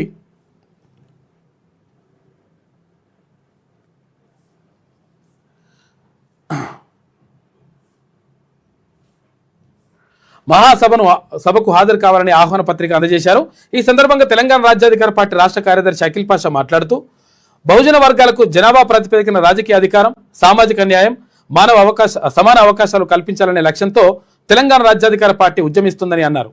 ఈ కార్యక్రమంలో రాష్ట్ర మహిళా ఉపాధ్యక్షురాలు జింక లావణ్య, జిల్లా వర్కింగ్ ప్రెసిడెంట్ షేక్ చాంద్ పాషా, జిల్లా యూత్ ప్రధాన కార్యదర్శి మంతెన శ్రీకాంత్, జిల్లా మహిళా ప్రధాన కార్యదర్శి ఇషత్ షావాలి, మండల అధ్యక్షులు బుర్రా అశోక్, శివరాత్రి మోహన్, నాయకులు కోరె గంగా, ఉప్పులేటి రాణి తదితరులు పాల్గొన్నారు.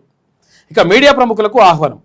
ఇక NTV output editor Donthu Ramesh, TV9 political debates incharge Dharmareddy, V6 chief editor అంకం రవికి సభ ఆహ్వాన పత్రికను తెలంగాణ రాజ్యాధికార పార్టీ నాయకులు అందజేశారు.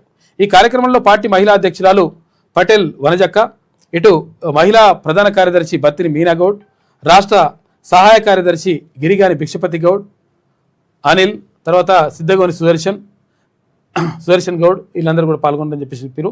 ఇక్కడ ఎమ్మెల్యే ఆది శ్రీనివాస్కు ఆహ్వానం. రాజ్యాధికార సమరభేరి మహాసభకు ప్రభుత్వ విప్పు వేములవాడ ఎమ్మెల్యే ఆది శ్రీనివాస్కు ఆహ్వాన పత్రికను తెలంగాణ రాజ్యాధికార పార్టీ రాజన్న సిరిసిల్ల జిల్లా అధ్యక్షులు వినోద్ ఆధ్వర్యంలో పార్టీ నాయకులు అందజేశారు. ఈ కార్యక్రమంలో పార్టీ ప్రధాన కార్యదర్శి మంద మనోహర్, గీస మధు యాదవ్, ఎలంతుకుంట మండల అధ్యక్షులు మొగిళ్ళ బాబు, తర్వాత బోయినపల్లి మండల అధ్యక్షులు Konkati Sridhar, social media convener Venu, వీళ్ళందరూ కూడా పాల్గొన్నారు. యాదాద్రి నరసింహస్వామి సన్నిధిలో సభ పోస్టర్లని ఆవిష్కరించారు. యాదాద్రి నరసింహస్వామి సన్నిధిలో తెలంగాణ రాజ్యాధికార పార్టీ ఆధ్వర్యంలో జూలై 5న జరిగే రాజ్యాధికార సమరభేరి బహిరంగ సభ పోస్టర్లను ఘనంగా ఆవిష్కరించారు. ఈ కార్యక్రమంలో తెలంగాణ రాజ్యాధికార పార్టీ రాష్ట్ర ఉపాధ్యక్షులు ఓదలి యాదవ్, రాష్ట్ర క్రమశిక్షణ కమిటీ చైర్మన్ బందారపు నరసయ్య గౌడ్ ఆధ్వర్యంలో రాష్ట్ర కార్యదర్శి కొమ్ముల ప్రవీణ్ రాజ్, భువనగిరి జిల్లా అధ్యక్షుడు కుమరిశెట్టి నరసింహులు వీరందరూ కూడా పాల్గొన్నారు కార్యక్రమానికి సంబంధించి.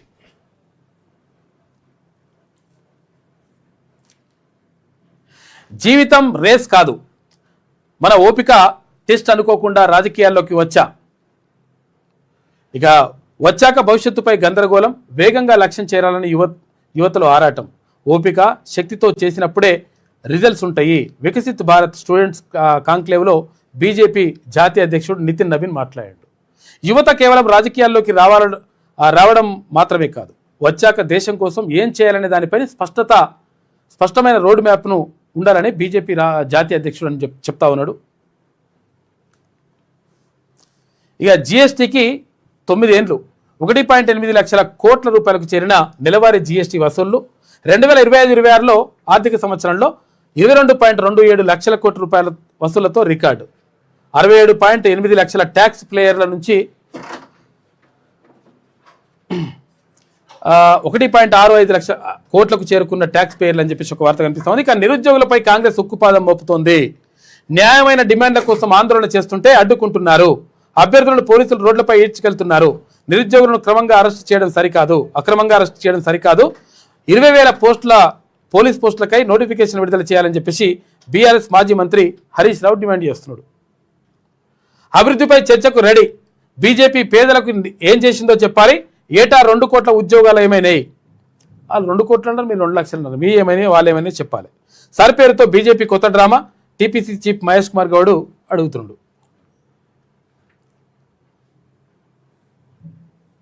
ఇది తెలంగాణలో భారీగా డిఎస్పీల బదిలీలు కూడా ఉన్నాయంట. ఇది శనివారం తెలంగాణలో ఉన్నటువంటి ప్రధాన కథనాలు అయితే ఒకసారి ఈనాడు చూద్దాం. మరో 2,000 కోట్లు ఉద్యోగుల బకాయిల కోసం విడుదల. నెల రోజుల వ్యవధిలోనే 4,000 కోట్ల రూపాయలు విడుదల చేసిండ్రు. అయితే 1,000 కోట్ల రూపాయలు కూడా పట్టాయంట. ఎవరికి? ఆర్టీసీ కార్మికులకు సంబంధించి, ఎవరు రిటైర్డ్ ఉద్యోగులకు సంబంధించి వాళ్ళకు కూడా ఇస్తే బాగుంటుందని చెప్తా ఉన్నారు. పింఛన్దారుల జీపీఎస్ బకాయిలు 100% చెల్లింపు. మా చిత్తశుద్ధి మరోసారి నిరూపితమైందని చెప్పేసి ఉప ముఖ్యమంత్రి బట్టి విక్రమార్క గొప్పలు చెప్పుకుంటారు. మరి రైతు భరోసా విడుదల నేడే. తొలి విడతలో 41.37 లక్షల మందికి లబ్ధి. వారి ఖాతాల్లో 2,482.02 కోట్ల రూపాయలు జమ చేస్తారు. ఇక సీఎం రేవంత్ రెడ్డి చేతుల మీదుగా పంపిణీ కార్యక్రమం. ఖమ్మం రైతు ఆశీర్వాద సభ హైదరాబాద్కు మార్చిండ్రు. ఎందుకంటే వానలు వస్తున్నాయని. వానలేమో వస్తలే వాడ, కానీ మార్చిండ్రు. ఎందుకంటే మరి వస్తేమని. 2028 నుంచి ఢిల్లీలో పెట్రోల్ బైకులకు స్వస్తి అంట. 28 నుంచి పెట్రోల్ బైకులు ఉండొద్దు. ఇక కొత్త బైకులు ఏమైనా ఉంటే అవి ఈవీ అంటే ఎలక్ట్రిక్ బైకులు మాత్రమే వాడాలట. విద్యుత్ వాహనాలకే రిజిస్ట్రేషన్. వచ్చే ఏడాది నుంచి విద్యుత్ ఆటోలకే అనుమతట. 2030 నాటికి కాలుష్య రహితంగా దేశ రాజధాని. ప్రత్యేక ఈవీ పాలసీ ఆమోదం పొందిందట. అక్కడ 106 గంటల తర్వాత వెనుజులాలో శిథిలాల నుంచి సజీవంగా బయటపడిందంట మృత్యుంజయుడు. ఒక 21 సంవత్సరాల యువకుడు ప్రాణాలు పోకుండా అట్లనే ఆగిపోయి శిథిలాల కింద ఇట్లా అవన్నీ కూడా తీస్తుంటే పక్కకు శవం ఉందట. శవం పక్కన ఇతను ఉన్నాడు. తీస్తే బతికి బట్టగట్టిండు. 106 గంటలు. 1 కాదు 2 కాదు, ఏకంగా 106 గంటల సేపు శిథిలాల కిందే ఉన్న 21 ఏళ్ల యువకుడు మృత్యువును జయించి బయటపడ్డాడు. 5 రోజుల క్రితం సంభవించిన భారీ భూకంపం దాటికి అతలాకుతలమైన వెనుజులాలో ఈ అద్భుతం చోటు చేసుకుంది. గువైరా రాష్ట్రంలో కరాబల్లేడా పట్టణంలో సహాయక చర్యలు కొనసాగుతున్న బృందాలు ఆర్ఎల్ లెలికాంటిల్లో వర్గాస్ అనేటువంటి వ్యక్తిని శిథిలాల మధ్య ఓ మృతదేహం చెంత ప్రాణాలతో చూసి ఆనందాశ్చర్యాలకు లోనయ్యారట. గ్రేట్ అసలు వాడు పాపం మృత్యుంజయుడే. ఇక 10 రోజుల పసికందును వదలలేదు.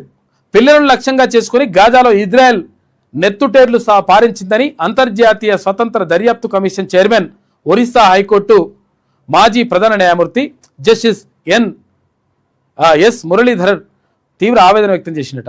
గాజాలో ఇజ్రాయెల్ సైన్యం పాల్పడిన నరమేధంపై దర్యాప్తు చేసిన న్యాయ నిపుణుల బృందానికి ఆయన సారథ్యం వహిస్తున్నాడు. ఆయనతోటి ఈనాడు ప్రత్యేకంగా మాట్లాడిందంట. 10 రోజుల పసికందును కూడా వదిలేరట. ఎవరు? ఇజ్రాయెల్ వాళ్ళు. ఇట్లా బాంబులు వేసి చంపేసినట్టు అట్లా చెప్తున్నారు. తెలంగాణలో ప్రత్యామ్నాయం భాజపానే, హామీలు ఇచ్చి మోసగించడం కాంగ్రెస్ నైజం, Rahul part time politician, Bharatiya Janata party జాతీయ అధ్యక్షుడు నితిన్ నవీన్ అంటున్నాడు. రాష్ట్రంలో కుటుంబాలు 1,14,00,000 రాష్ట్రంలో ఎన్ని కుటుంబాలు ఉన్నాయంటే 1,14,00,000 కుటుంబాలు ఉన్నాయని చెప్పేసి ఇప్పుడు కేంద్రం చేస్తుంది కదా జనగణన, అందులో తేలింది. అయితే ఓఆర్ఆర్ లోపల గ్రేటర్ హైదరాబాద్లో 36 లక్షలు ఉన్నాయట. మొత్తం ఎంత జనాభా ఉండొచ్చు అంటే ఎంత జనాభా ఉన్నది అంటే ఏమంటుందంటే 4,35,00,000. తీన్మాన్ మల్లన్న మంత్రం కలిసి క్లియర్గా చెప్పినాం ఇక్కడ. ఏమని 4,21,00,000 మంది జనాభా ఈ రాష్ట్రంలో ఉంటే మీ ప్రభుత్వ లెక్కల ప్రకారమే మీరు చెప్పిందేమో 3,71,00,000 లెక్క చెప్తున్నారు, ఇది తప్పు అని చెప్పినాం. ఈ జనగణన తప్పు, ఈ కులగణన తప్పు, ఇది కాబట్టి అది కరెక్ట్ కాదని చెప్పి చింపేసి కాలబెట్టిండు తీన్మాన్ మల్లన్న. కాలబెడితే ఆయనని కాంగ్రెస్ పార్టీ సస్పెండ్ చేసింది. సస్పెండ్ చేస్తూ ఒకటి లెటర్ ఇస్తే ఆ లెటర్ తీసుకొచ్చేసి ఫ్రేమ్ కట్టించి ఇప్పుడు ఆఫీసులో పెట్టినాం. ఆఫీసులో ఉంది. విషయం ఏంటంటే మరి మీరు చెప్పిన లెక్క కరెక్ట్ అయితే ఇప్పుడు కేంద్ర ప్రభుత్వం చేసినటువంటి లెక్కతోటి బరాబర్ రావాలి, సెట్ కావాలి, ఓ 10 అటు ఇటు. కానీ మీరు చెప్పింది 3,71,00,000. ఇప్పుడు ఇక్కడ వచ్చింది లెక్క ఎంత? 4,35,00,000 మంది ఉన్నారు తెలంగాణ రాష్ట్రంలో అని. ఇవి మేము చెప్తున్న లెక్క కాదు, కేంద్రం చెప్తున్నటువంటి లెక్క. పేపర్లో ఇదేది అవి కూడా వేసారు గణాంకాలు. రాష్ట్రంలో ప్రస్తుతం నివాసం ఉంటున్న మొత్తం కుటుంబాల సంఖ్య దాదాపు 1,14,00,000. కేంద్రం చేపట్టిన జనగణన లెక్కల్లో ఈ మేరకు అంచనా వేసినట్టు తెలుస్తుంది. అయితే దీనిపై అధికారికంగా సమాచారం వెల్లడించాల్సింది, ఇంకా బయటకు తీసుకురాలే, ఇయ్యలే. 2027 ఆఖరు నాటికి ఇది వెల్లడయ్యే అవకాశం ఉంది. తెలంగాణ ఏర్పడిన తర్వాత 2 సార్లు రాష్ట్ర ప్రభుత్వం నిర్వహించిన సర్వేల్లో వెల్లడైన గణాంకాల కన్నా తాజా లెక్కల్లో కుటుంబాల సంఖ్య అధికంగా ఉన్నట్లు సమాచారం. జనాభా కూడా ఈ గణాంకాలను మించి ఉన్నట్లు తెలుస్తోంది. తాజా లెక్కల ప్రకారం రాష్ట్రంలోని మొత్తం కుటుంబాల్లో ఓఆర్ఆర్ లోపల గ్రేటర్ హైదరాబాద్లో నివసిస్తున్న వాళ్ళే దాదాపు 36 లక్షల కుటుంబాలు ఉన్నాయట. మొత్తం 1,14,00,000 కుటుంబాలు ఉన్నాయి. 4,35,00,000 మంది జనాభా తెలంగాణ రాష్ట్రంలో ఉన్నారని చెప్పేసి గణాంకాలు చెప్తున్నాయి. చూడరు ఇక మీరు కరెక్ట్ అంటారు కదా, మరి రాష్ట్ర ప్రభుత్వం చేసిన సూపర్ డూపర్ అంటారు కదా, మరి కేంద్రం చేసిన తప్ప ఇప్పుడు అట్లుంటుందన్నమాట. తక్కువ చేసి చూపించేటువంటి ప్రయత్నం చేశారు బీసీ, ఎస్సీ, ఎస్టీ, మైనార్టీలందరినీ. ఇది ఈనాడులో ఉన్నటువంటి ప్రధాన కథనాలు. అయితే ఒకసారి ఆంధ్రజ్యోతి చూద్దాం. సముద్రంలో విమానాశ్రయం, దేశంలోని తొలిసారిగా నిర్మాణానికి కసరత్తు చేస్తున్నాడు. సముద్రంలో మహారాష్ట్రలోని కోరే బీచ్లో ప్రాజెక్ట్ అంట. డిపిఆర్కు ముఖ్యమంత్రి ఫడ్నవీస్ ఆదేశాలు. అంచనా వ్యయం 45,000 కోట్ల రూపాయలట. ఏటా 9 కోట్ల మంది రాకపోకలకు సదుపాయాలుంటాయి. ఎక్స్ప్రెస్ వే, తర్వాత high speed rail corridor, metro, పోర్టులతో అనుసంధానంగా ఉంటుందట. సముద్రంలో పెడుతున్నట ఏడా విమానాశ్రయాన్ని. భూమి దొరకలేనట్టుంది. ఒంటరి పోరుకే సై, రాష్ట్రంలో అధికారం దక్కించుకునే దిశగా బీజేపీ కార్యాచరణ. క్షేత్రస్థాయి పోరు ముమ్మరం చేయాలని నిర్ణయం. రంగంలోకి పార్టీ రాష్ట్ర ఇన్ఛార్జ్ సునీల్ బన్సల్. అగ్రనేతల విస్తృత పర్యటనలు. 4 మున్సిపల్ కార్పొరేషన్లపై ప్రత్యేక నజరు పెట్టిండ్రు. 3 ఏమో గ్రేటర్ హైదరాబాద్లో, 1 వరంగల్. అన్నింటినీ గెలుచుకునేందుకు వ్యూహం. కోవట్ రాజకీయాలపై అగ్రనాయకత్వం సీరియస్ ఉంది. ఇక ఈ నేతలకు పార్టీ అధ్యక్షుడు నితిన్ నవీన్ హెచ్చరికలు జారీ చేసిండు. కాంగ్రెస్ అంటేనే మోసం, హామీలు అమలు చేసిన చరిత్ర ఆ పార్టీకి లేదు. తెలంగాణలో 2 లక్షల ఉద్యోగాలు ఏమైనాయి? హామీ ఏమైంది? ఆ పార్టీకి ఎంతో సేవ చేసిన పీవీని మరణించాక కూడా అవమానించింది. Rahul part time leader. ప్రజా సమస్యలు పట్టవు. కరోనాలో మోదీ 80 కోట్ల మందిని రక్షించారు. సుష్మా స్వరాజ్ కృషి వల్లే తెలంగాణ ఏర్పడింది. ఇక తెలంగాణలో డబుల్ ఇంజన్ సర్కార్ ఖాయం. హనుమకొండ సభలో బీజేపీ అధ్యక్షుడు నితిన్ నవీన్ అంటున్నాడు. స్వార్థపరులే జంజీ ఉద్యమాలు అంటున్నారని చెప్పేసి. స్వార్థపరులు ఏం కాదు, మనతో అదేది గుండె మండిన వాళ్ళు. జాతీయ యువత వారి మాటలతో మాయలో పడొద్దు అని చెప్పేసి, భారతీయ యువత వారి మాయలో పడొద్దు అని చెప్పి చెప్తున్నాడు. ఇక విబిఐటి విద్యార్థి కాంక్లేవ్లో నితిన్ నవీన్ పిలుపునిచ్చినట. ప్రైవేట్ కాలేజ్ ఒకటి దాంట్లో ఉంటే ఇవాళ రైతు భరోసా నిధుల విడుదల అని చెప్పేసి చెప్తున్నారు. ఇక్కడ విడుదల చేస్తారట. రిటైర్డ్ ఉద్యోగుల బిల్లులు క్లియరెన్స్కు 2,000 కోట్ల రూపాయలు రిలీజ్ చేస్తున్నారు. ఈ నెల రెండోసారి 400 కోట్లు 4,000 కోట్లు అవుతున్నట్టు నెల రోజులలో. విద్యుత్ ఉత్పత్తికి బొగ్గు కష్టాలు. రాష్ట్రంలో 2 యూనిట్లకు మూసేసిన జెన్కోనట. యాదాద్రి కేటీపీపీలో లో ఒక్కో యూనిట్ మూత, రాష్ట్ర చరిత్రలో తొలిసారిగా ఉత్పత్తి నిలిపివేత. చెల్లింపులు సరిగా చేయకపోవడంతో జెన్కోకు బొగ్గు సరఫరా తగ్గించిన సింగరేణి అప్రధాన్య జాబితాలో చేరుస్తూ నిర్ణయం. థర్మల్ కేంద్రాల్లో భారీగా తగ్గిన బొగ్గు నిల్వలని చెప్పేసి ఒక వార్త కనిపిస్తూ ఉంది. ఇక ఎల్నినో పిడుగు తాగునీరు జల విద్యుత్ ఉత్పత్తిపైన తీవ్ర ప్రభావం పడుతుంది. జలాశయాలకు ఆశించిన స్థాయిలో రాని వరద. ఈ ఎల్నినో మొత్తం దారుణమవుతున్న పరిస్థితి. ఈ వానలు కొడతలే. ఇప్పుడు ఈ అసలు యాక్చువల్గా ఎట్లుండాలి, మేలనే లాస్ట్ ఇయర్ అయితే, పోయిన సంవత్సరం అయితే మే సగానికి వర్షాలు స్టార్ట్ అయిపోయినాయి. జూన్లో విపరీతంగా ఉండే. ఇప్పుడు జూన్లో సినికే లేదు. ఆడ 2 జల్లు పడ్డట్టు, లేకపోతే లేదు. ఇక సాగుకు భూగర్భ జలాలపైన ఆధారపడాల్సిన పరిస్థితి. వ్యవసాయ విద్యుత్తు వినియోగం పెరిగే అవకాశం ఉందంట. గ్రేటర్ హైదరాబాద్లో ఇప్పటికే ఎండుతున్న బోర్లు, గృహ వినియోగానికి నీటి కొరతతో ఇబ్బందులు పడుతుంది. నిజంగా కూడా చాలా దారుణంగా ఉంది పరిస్థితి. ఇది ఇట్లుంటే ఇక నమస్తే తెలంగాణ చూద్దాం. ఐటీ స్పీడ్కు బ్రేకులు. వచ్చే 2 ఏళ్లలో దేశీయ సంస్థల ఆదాయం 2% లోపే ఉంటుందట. మబ్బు తునక కానరాక 17 ఏళ్లలో అత్యంత బలహీనమైన నైరుతి ఆరంభం ఇదేనట. సాధారణం కంటే 42% తక్కువగా జూన్ వర్షపాతం. 166 ప్రధాన రిజర్వాయర్లలో 25% నీటి నిల్వలు ఉన్నాయట. బనకచెర్లకు ఆమోదం. కర్ణాటకలో 3 సీఎంల ఒప్పందం. నావలి విస్తరణకు ఆంధ్రప్రదేశ్ అంగీకారం. పోలవరం బనకచెర్లకు కర్ణాటక సమ్మతి. ప్రతిపాదనలకు తలూపిన సీఎం రేవంత్. ఇక త్వరలోనే రాతపూర్వక ఒప్పందం. తెలంగాణకు కాంగ్రెస్ జలద్రోహం చేసిందని ఒక ప్రత్యేక కథనం వేసింది. రైతన్నకు రేవంత్ బాకీ 29,720 కోట్ల రూపాయలట. ఎన్నికల ముందు రేవంత్ ప్రగల్భాలు, నేడు ఎగవేత. ఇక రైతు భరోసా 2 లేదా 3 ఎకరాల వరకే ఇస్తారట ఈసారి. ఏది మొదటి విడతల. మళ్ళీ 6 డిఎల్ఈలు పెండింగు. ఇచ్చింది 3, బకాయి పడ్డది 6 నెలలకు ఇవ్వాల్సింది ఎంత, ఏడాది ఒక్కొక్కటి అన్నట్టుగా పరిస్థితి ఉందంట. మరో 2,000 కోట్ల రూపాయల బకాయిల విడుదల. మే 29న మొదటి విడతగా 2,000 కోట్ల రూపాయల విడుదల. రిటైర్డ్ ఉద్యోగులు, తర్వాత జెడ్పీ టీచర్ల జీపీఎఫ్ చెల్లింపు. ఉద్యోగులకు ఇంకా 2,000 కోట్ల రూపాయలు కాంగ్రెస్ సర్కార్ బాకీ ఉందని చెప్పేసి అంటున్నారు. ఆర్టీసీ కార్మికులకు సంబంధించి కూడా, ఆర్టీసీలో రిటైర్ అయినటువంటి ఉద్యోగులకు సంబంధించి విషయం ఏంటంటే, ఇప్పుడు 4,000 కోట్ల రూపాయలు ప్రభుత్వ ఉద్యోగులు రిటైర్ అయిన వాళ్ళకు కోసం విడుదల చేసిన మంచిగా ఉన్నది. కానీ ఆర్టీసీలో కూడా రిటైర్ అయినటువంటి ఉద్యోగులకు సంబంధించి 1,000 కోట్ల రూపాయలు విడుదల చేస్తే వాళ్ళ బకాయిలన్నీ కూడా మొత్తం చెల్లించవచ్చు. వాళ్ళని ఎందుకు వివక్ష చూపిస్తారని చెప్పేసి ఆర్టీసీ కార్మిక నాయకులు అంటున్నారు. తర్వాత మొన్న ఆర్టీసీని ప్రభుత్వంలో విలీనం చేయాలని చెప్పేసి 4 రోజుల పాటు ఆమరణ నిరాహార దీక్ష కూర్చున్నాడు సంపత్ ముదిరాజ్ అన్న. ఎందుకనంటే ఆర్టీసీని ప్రభుత్వంలో విలీనం చేయాలనేటువంటి డిమాండే ప్రధానంగా ఉండాలి. ఆ తర్వాత ఎన్నికలు పెట్టుకుంటే తర్వాత విషయం అది, కానీ ఫస్ట్ ఇది అని చెప్పేసి అన్నాడు. కాబట్టి ఇక్కడ వీళ్ళ బకాయిలు, తర్వాత అక్కడ దానికి సంబంధించి మాట్లాడడానికి వచ్చింది. చెప్పండి అన్న. అందరికీ నమస్కారాలు. తెలంగాణ రాష్ట్ర రోడ్డు రవాణా సంస్థలో జరుగుతున్నటువంటి పరిణామాలు సుదీర్ఘంగా అనేక దఫాల చర్చలు జరుపుతున్నటువంటి అధికారులు, మేము నాయకులు అని చెప్పుకున్నటువంటి ట్రేడ్ యూనియన్ నాయకులకు మరీ ముఖ్యంగా నమస్కారాలు తెలియజేస్తా ఉన్నా. ప్రభుత్వ ఉద్యోగులకు ఏ విధంగానైతే బకాయిలు విడుదల చేస్తూ ఉందో ప్రభుత్వం, మనం గనక విలీనం అయితే వాళ్ళలో ఒక భాగస్వాములు అయ్యే వాళ్ళం. ఆ 1000 కోట్లు కూడా ఇలా మనకు వచ్చేవాళ్ళు. ఇలా మన ఆర్టీసీ రిటైర్మెంట్ అయ్యే వాళ్ళకు కూడా ప్రశాంత వాతావరణం ఉన్నటువంటి విశ్రాంతి ఉద్యోగులు ప్రశాంత వాతావరణాన్ని కోరుకునేటువంటి ఈ సమాజంలో ఇలా విశ్రాంతి ఉద్యోగులు ప్రశాంతం కాదు. బొందలగడ్డలో 357 మంది రికార్డు పరంగా బొందలగడ్డకు చచ్చిపోయారు. వాళ్ళు ఆత్మ ఘోషిస్తా ఉందన్న.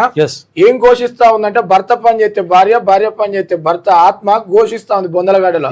మరి నా భార్య అన్న ఈ బెనిఫిట్స్ పొందుతుందా, అవ కూడా నాతో పాటే బొందలగడ్డకు వస్తుందా, నా భర్త అన్న ఈ బెనిఫిట్స్ పొందుతాడా, లేకపోతే ఆయన నా బొందలగడ్డలకు వస్తాడా అనేది ఆత్మ ఘోషిస్తా ఉంది. అందుకే ఇప్పుడు ఇక్కడ పనిచేస్తున్నటువంటి ప్రభుత్వంలో విలీనం అయి ఉంటే ఇలా బ్రహ్మాండంగా ఇలా బకాయిలు అనేది ఉండకపోయి క్లియర్ అయిపోతుండే. అదే కాక 1000 కోట్ల లాభాల ఉందని ప్రకటన చేసింది. ఆర్టీసీ 1000 కోట్ల లాభాలలో దూసుకుపోతుందని. 500 కోట్లని ఫస్ట్ విడతా సగవాన్ని 500 కోట్లు మీ దగ్గర పెట్టుకోలేకపోతే కొత్త బస్సులు తెస్తావో ఇంకేమైనా సంస్కరణలు చేస్తావో దానికి కూడా ప్రయాణికులకు అవసరమే కాబట్టి చేసుకో, తప్పులేదు. కానీ 500 కోట్లనే రిలీజ్ చేయి. నెలకు 10 కోట్లు ఇస్తా అంటే సిగ్గుచేటు ముచ్చట అంటున్నాను నేను. చూసుకో, నెలకు 10 కోట్లు అంటే అలా బకాయిలు తీరేసరికి 10 సంవత్సరాలు అవుతుంది. 10 సంవత్సరాలకు ఉండేటోళ్ళు 9 సంవత్సరాలకు వ్యవధిలో 357 మంది చచ్చిపోతే ఇంకా 10 10 సంవత్సరాల కంటే ఇంకెంత ఎవరు ఉండరు ఇక. అంటే ఇయ్యం అన్నట్టు అర్థం. అంటే మీ బకాయిలు మీ ఇయ్యం అనేది మీ సాగు మీరు రావరు, మీరు చచ్చిపోతే మీ రికార్డే ఉండదు కాబట్టి మీ ఇయ్యం అంతే తెల్లయింది. ఇవాళ ఎలక్షన్ల కొరకు ఊరిల్తా ఉన్నారు, ముందుకు పోతా ఉన్నారు. ఎలక్షన్లకు మేము వ్యతిరేకం అనుకుంటారు వీళ్ళు.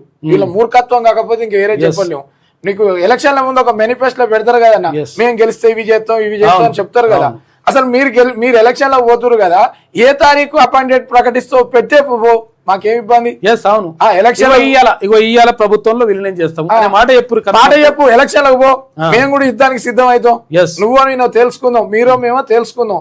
ప్రజాస్వామ్యబద్ధంగా BWU సత్తా ఏందో, బహుజన వర్కర్స్ యూనియన్ మా సత్తా ఏందో చూస్తాం.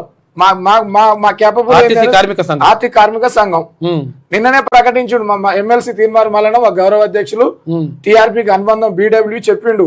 బహుజన వర్కర్ యూనియన్ అని వాళ్ళు అనుకుంటారు, లోపల ఇండైరెక్ట్ గా బుల్లెట్ వర్కర్స్ యూనియన్ అనేది కూడా ప్రకటన చేసిండు.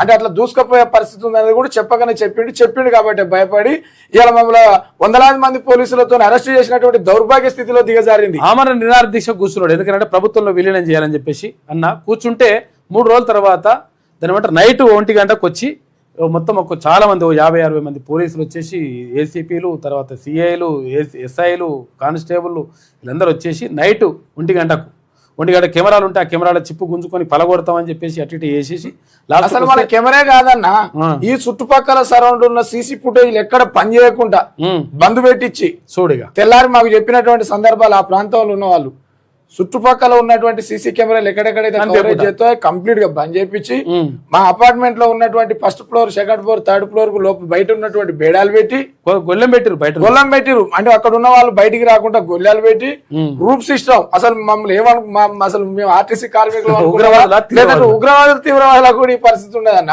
గ్రూపులు వేసుకొని లిచ్చన్లు పెట్టుకొని అసలు ఆ చుట్టుపక్కల ప్రాంతాలలో ఆర్టీసీ డ్రైవర్ అనే విషయం మొన్నటిదాకా కూడా తెలియదు నాకు, వాళ్ళకు తెలియదు. ఈ పోలీస్ బందోబస్తు, ఈ వ్యవహార శైలి చూసి అసలు ఇక్కడ ఏం జరుగుతుంది అనేది వాళ్ళ అదే అయిపోయి తెల్లారి వచ్చి పలకరించినటువంటి సందర్భాలు ఉన్నాయి. మేము ఒకటే రిక్వెస్ట్ చేస్తా ఉన్నాం అన్న, ప్రభుత్వం ఎలక్షన్లు పెడితే మేము వ్యతిరేకం కాదు, కానీ ప్రభుత్వం వైఖరి ఏందో తెలియపరచాలి. డేట్ ఏమంటున్నాం? ట్రేడ్ యూనియన్లకు లేని ఉత్సాహం ప్రభుత్వానికి ఎందుకు? ఇప్పుడు ట్రేడ్ యూనియన్ నాయకులే కరాఖండిగా చెప్పారు ఫస్ట్ విలీనం కావాలి. ముఖ్యమంత్రి గారి దగ్గర ఏం చెప్పారు? ముఖ్యమంత్రి అడిగింది స్వయంగా. ట్రాన్స్పోర్ట్ మినిస్టర్ దగ్గర జరిగిన వ్యవహార శైలి వేరు. ట్రేడ్ యూనియన్ నాయకులందరినీ ముఖ్యమంత్రి దగ్గర కలవమని హెచ్ఓడీలకు బస్వాన్ అధికారులకు చెప్తే వీళ్ళు ఉట్టిన వీళ్ళందరినీ ముఖ్యమంత్రి గారి దగ్గర పిలిచిండ్రు. ముఖ్యమంత్రి చెప్పొచ్చు ఇప్పటికైనా, ముఖ్యమంత్రి చెప్పిందే ఫైనల్ కాదు, ఏదైనా మాటే వాక్. కేసీఆర్ గారు ఉన్నప్పుడు కూడా మాటే వాక్ అయింది. ఒకటే మాట చెప్పిండు, యూనియన్ లేవంటే సర్క్యులర్ లేదు, మాటే శాసనం. ఆయన చెప్పింది అయింది. మీరు కూడా ఒక మాట అడిగారు కదా, ముఖ్యమంత్రి గారు స్వయంగా పిలిచి అందరు ఇట్లా వరుసగా ట్రేడ్ యూనియన్లు ఉంటే ఒక బరిగే లేదు ముఖ్యమంత్రి గారి దగ్గర. అంతే, ఒక బరిగే కనుకుంటే వీళ్ళకి ఇంకా చిరతకోళ్ళు వేసినా ఏం వేసినా తెలియదు. డైరెక్ట్ అడిగిండు, మీకు ఎన్నికలు కావాలన్నా విలీనం కావాలంటే వీళ్ళు కార్మికులకు భయపడో ఇంకేమనుకోనో మొత్తానికి అయితే సెటరేట్ అయ్యిండ్రు, విలీనం అన్నారు. ముఖ్యమంత్రి గారు దాని స్పీకర్ కావాలి, ముఖ్యమంత్రి గారు చెప్తే అయిపోతుంది. అంతే, ఒక్కటే మాట. ఇప్పుడు కూడా సరే ఎలక్షన్ లో పోవాలని ప్రభుత్వం కోరుకుంటుంది. మాలాంటి ట్రేడ్ యూనియన్లు కూడా అతి ఉత్సాహంగా ఉన్నారు, సంతోషం. ఎవరున్నారు? ఇన్ సర్వీస్ వాళ్ళు లేరు, ఓటు లేనోడు, సీటు లేనోడు, అసలు వాడు ఓటే లేదు. అసలు వాడు ఏ గుర్తుకెత్తాడో వాళ్ళ నాయకులు. ఇది విచిత్రంగా ఉందన్న. అసలు ఓటు లేదు, కూర్చోడానికి సీటు లేదు, చచ్చిపోయిన పడిపోయిన బిడ్డడు పాలిచ్చినట్టుంది. వాళ్ళు మమ్మల్ని వెళ్తా ఉంటారు. వెళ్తే 17,000 మంది ఇవ్వాలి. ఎందుకు 17,000 మంది రిటైర్మెంట్ అయితే వీళ్ళ పాలనలే. మొన్న అక్కడ పోయి బస్ భవన్ దగ్గర ఉపవాస దీక్ష చేస్తే 10,000 మంది వచ్చిరన్న. అయితే నేనేమంటున్నా అంటే ఇన్ సర్వీస్ కార్మికులకు కూడా నేను నా సూచన చేస్తా ఉన్నా. 17,000 మంది కార్మికులు రిటైర్డ్ అయితే 9 సంవత్సరాల కాలం నుండి ఇప్పుడు ఎలక్షన్లు కావాలన్నటువంటి నాయకులే అప్పుడు మమ్మల్ని ఏలిన వాళ్ళు. ఈ ఏలిన వాళ్ళు కాబట్టి వీళ్ళ అసమర్థత పాలన వలన 17,000 మంది రిటైర్డ్ అయితే బెనిఫిట్స్ పొందక, ఇవే కాక ఏరియర్స్ అని డైరెక్ట్ చెప్తుంది ప్రభుత్వం. 2017 ఏరియర్స్, 2021 ఏరియర్స్ ఇయ్యం దిక్కున కాడ చెప్పుకోపో అంటుంది. వాళ్ళకు రేపు పొద్దున నష్టం జరిగితే ఇన్ సర్వీస్ మాకు ఇంకా డబల్ నష్టం జరుగుతుంది. వీళ్ళకి అర్థం కావట్లే, మా ఇన్ సర్వీస్ ఉద్యోగులకు అర్థం కావట్లే. రిటైర్మెంట్ వాళ్ళు అయితే నాకెందుకు, నాకు జీతం అయితే బాగుంటుంది అని కోరుకునే వాళ్ళు ఉన్నంత వరకు ఇది ఇట్లా జరుగుతుంది. ట్రేడ్ యూనియన్లకు కూడా నిన్న మేము 3 రోజులు దీక్ష చేసిన. వాళ్ళు సంఘీభావం తెలిపితే ఇంకా 30 రోజులు చేయడానికి శక్తితో ఉన్నా నేను. వాళ్ళు సంఘీభావం తెలపక ప్రభుత్వం వాళ్ళని రానియక ప్రభుత్వం ఈ ట్రేడ్ యూనియన్ నాయకులు ఒకటై విలీనం వద్దన్న వాళ్ళు ఒక పక్కన, విలీనం కావాలంటే ఒక పక్కన ఉన్నారు కాబట్టి ఇది జాప్యం జరిగింది. లేకపోతే ఈ రోజు వరకు కూడా అమర నిరాదీక్షతో ఉన్నటువంటి సంపద ముదిరాజ్ సచ్చుడో విలీనం తెచ్చుడో అని ఛాలెంజ్ చేసిన, లేకపోతే ఇలా క్యూనిస్ లో అడుగే పెట్టకపోదును. డైరెక్ట్ చెప్పినాం, ఓపెన్ ఛాలెంజ్ చేసినాం. రేపు పొద్దున మళ్ళీ అమర నిరాదీక్ష దిగమని వాళ్ళు చెప్తే ఖచ్చితంగా రేపే దిగుతా. విలీనానికి వాళ్ళు సిద్ధం ఉంటే వాళ్ళకి ఆ శక్తి లేదు, లేదంటే వాళ్ళని చేయమనండి, వాళ్ళని విలీనం అమర నిరాదీక్ష వాళ్ళని పక్కనే కూర్చుంటా, సచ్చేదాకా వాళ్ళు సచ్చేదాకా పక్కన కూర్చుంటా. నేను వాళ్ళని కాపాడుకునే బాధ్యత నాది. ఊపిరి పోకుండా మా ఊపిరిని ఇస్తాం, మా వాయిస్ ను వాళ్ళ నోట్లో ఊదడానికి కూడా సిద్ధంగా ఉన్నాం. అందుకే రిక్వెస్ట్ చేస్తా ఉన్నా ప్రభుత్వానికి గనక నిజంగానే ఆర్టీసీ కార్మికుల మీద ప్రేమ ఉంటే, చిత్తశుద్ధి ఉంటే, వాళ్ళకి ఎట్లయితే రాష్ట్ర ప్రభుత్వ ఉద్యోగులకైతే మీరు ప్రేమ చూపించారు ఇవ్వాల్సిందే, వాళ్ళకి కూడా అది స్వాగతిస్తున్నా నేను.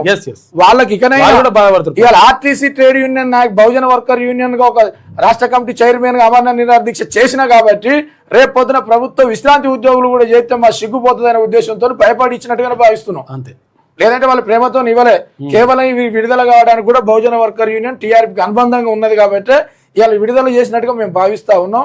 ఈ 1000 కోట్లు కూడా విడుదల చేయకపోతే విశ్రాంతి ఉద్యోగుల కొరకు మరో పోరాటం చేయడానికి కూడా TRP and Bahujan worker union సిద్ధంగా ఉందని కూడా తెలియపరుస్తా ఉన్నాం.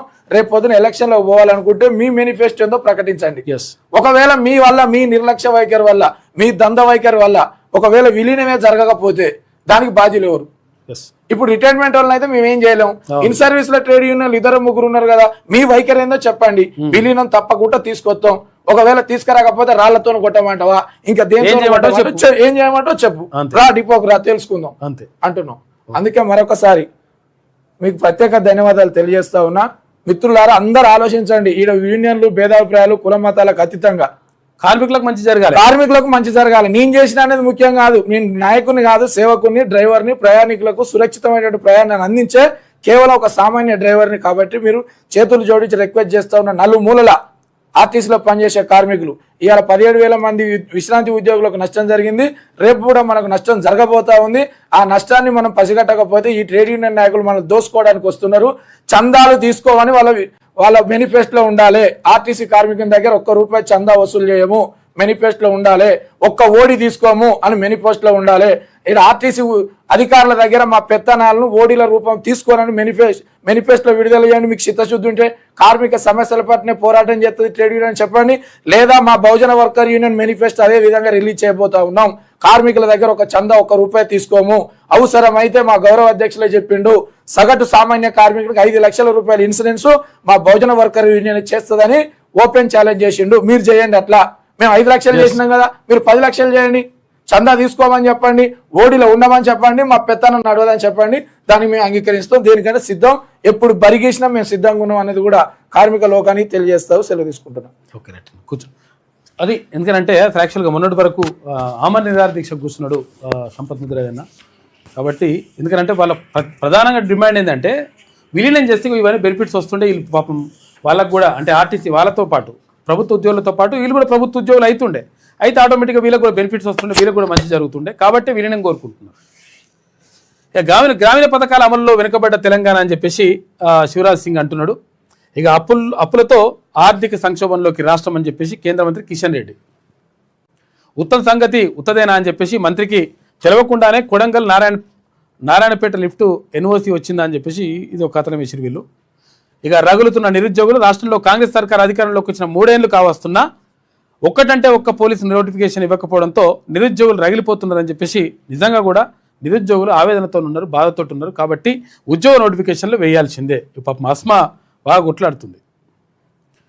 ఇక కేసీఆర్ది నిధుల వరద, రేవంత్ది బూతుల బురద అని చెప్పేసి ఎవరు జగదీష్ రెడ్డి అంటున్నాడు.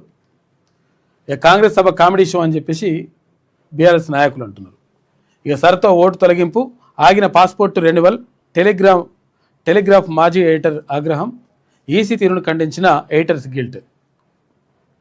ఇటు సిరిసిల్ల సెస్పై సర్కార్ మరో కుట్ర అని చెప్పేసి ఒక వార్త కనిపిస్తుంది. 2014 నుంచి 26 వరకు విచారణకు ఆదేశం, హైకోర్టులో తీర్పు రిజర్వులో ఉండగానే నిర్ణయం, సెస్ను ఎలాగైనా ఆధీనంలోకి తీసుకోవడానికి అడ్డదారులు దొక్కుతున్న రేవంత్ ప్రభుత్వం అని మళ్ళొక వార్త.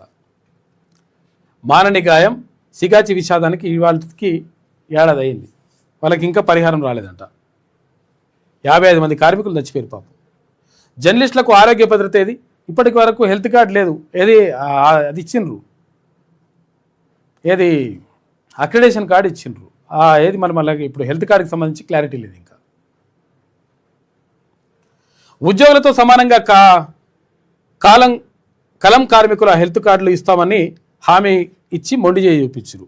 ఏటా 18 నుంచి 20 మంది జర్నలిస్టులు అకాల మరణం. ఇక జేహెచ్ఎస్ అమలు చేసిన కేసీఆర్ ప్రభుత్వం జర్నలిస్టులను తొలగించి ఉద్యోగులకు మాత్రమే హెల్త్ కార్డులు ఇస్తున్న నేటి రేవంత్ రెడ్డి సర్కార్ ఇక జర్నలిస్టుల సంక్షేమాన్ని గాదులకు వదిలేసిన వైనం 20,000 మంది పాత్రికేయులకు భరోసా ఇవ్వలేరా? నిలదీస్తున్న జర్నలిస్టు సంఘాల నాయకులు అని చెప్పేసి ఒక వార్త కనిపిస్తూ ఉంది. 100% జర్నలిస్టుల హక్కులు కాపాడాల్సిన, జర్నలిస్టులను కాపాడుకోవాల్సిన బాధ్యత మీపైనే ఉంటుంది. ఇది నమస్తే తెలంగాణ ఉన్నటువంటి ప్రధాన కథనాలు. మొత్తం మీద జరుగుతున్నటువంటి పరిణామాలు ఇట్లా ఉన్నాయి. ఏది ఏమైనప్పటికీ మనం చూసినాం కదా, ఎవరి చేతిలో ఉన్నాయి అనుకుంటే పేపర్లు కానీ, టీవీలు కానీ, ఇక్కడ విద్యా సంస్థలు కానీ, అక్కడ హాస్పిటళ్ళు కానీ, ఇక్కడ పరిశ్రమలు కానీ, ఇక్కడ అన్నీ కూడా అగ్రవర్ణాల చేతుల్లో ఉండిపోయినాయి. కారణం ఎందుకు అంటే మన ఓటు మనం వేసుకోకపోవడం వల్ల, ఎందుకంటే మన అవకాశాలు మనకు దక్కకపోవడం వల్ల ఇదంతా జరుగుతూ ఉంది. కాబట్టి దీనికోసమే రాజ్యాధికార సమరభేరికి రావాలని చెప్పేసి పిలుపునిస్తూ ఉన్నాడు తీర్మాన్ మల్లన్న. భువనగిరిలో జూలై 5న జరిగేటువంటి రాజ్యాధికార సమరభేరికి అందరికీ ఆహ్వానం పలుకుతూ ఉంది అని చెప్పేసి చెప్తా ఉన్నాడు తీర్మాన్ మల్లన్న.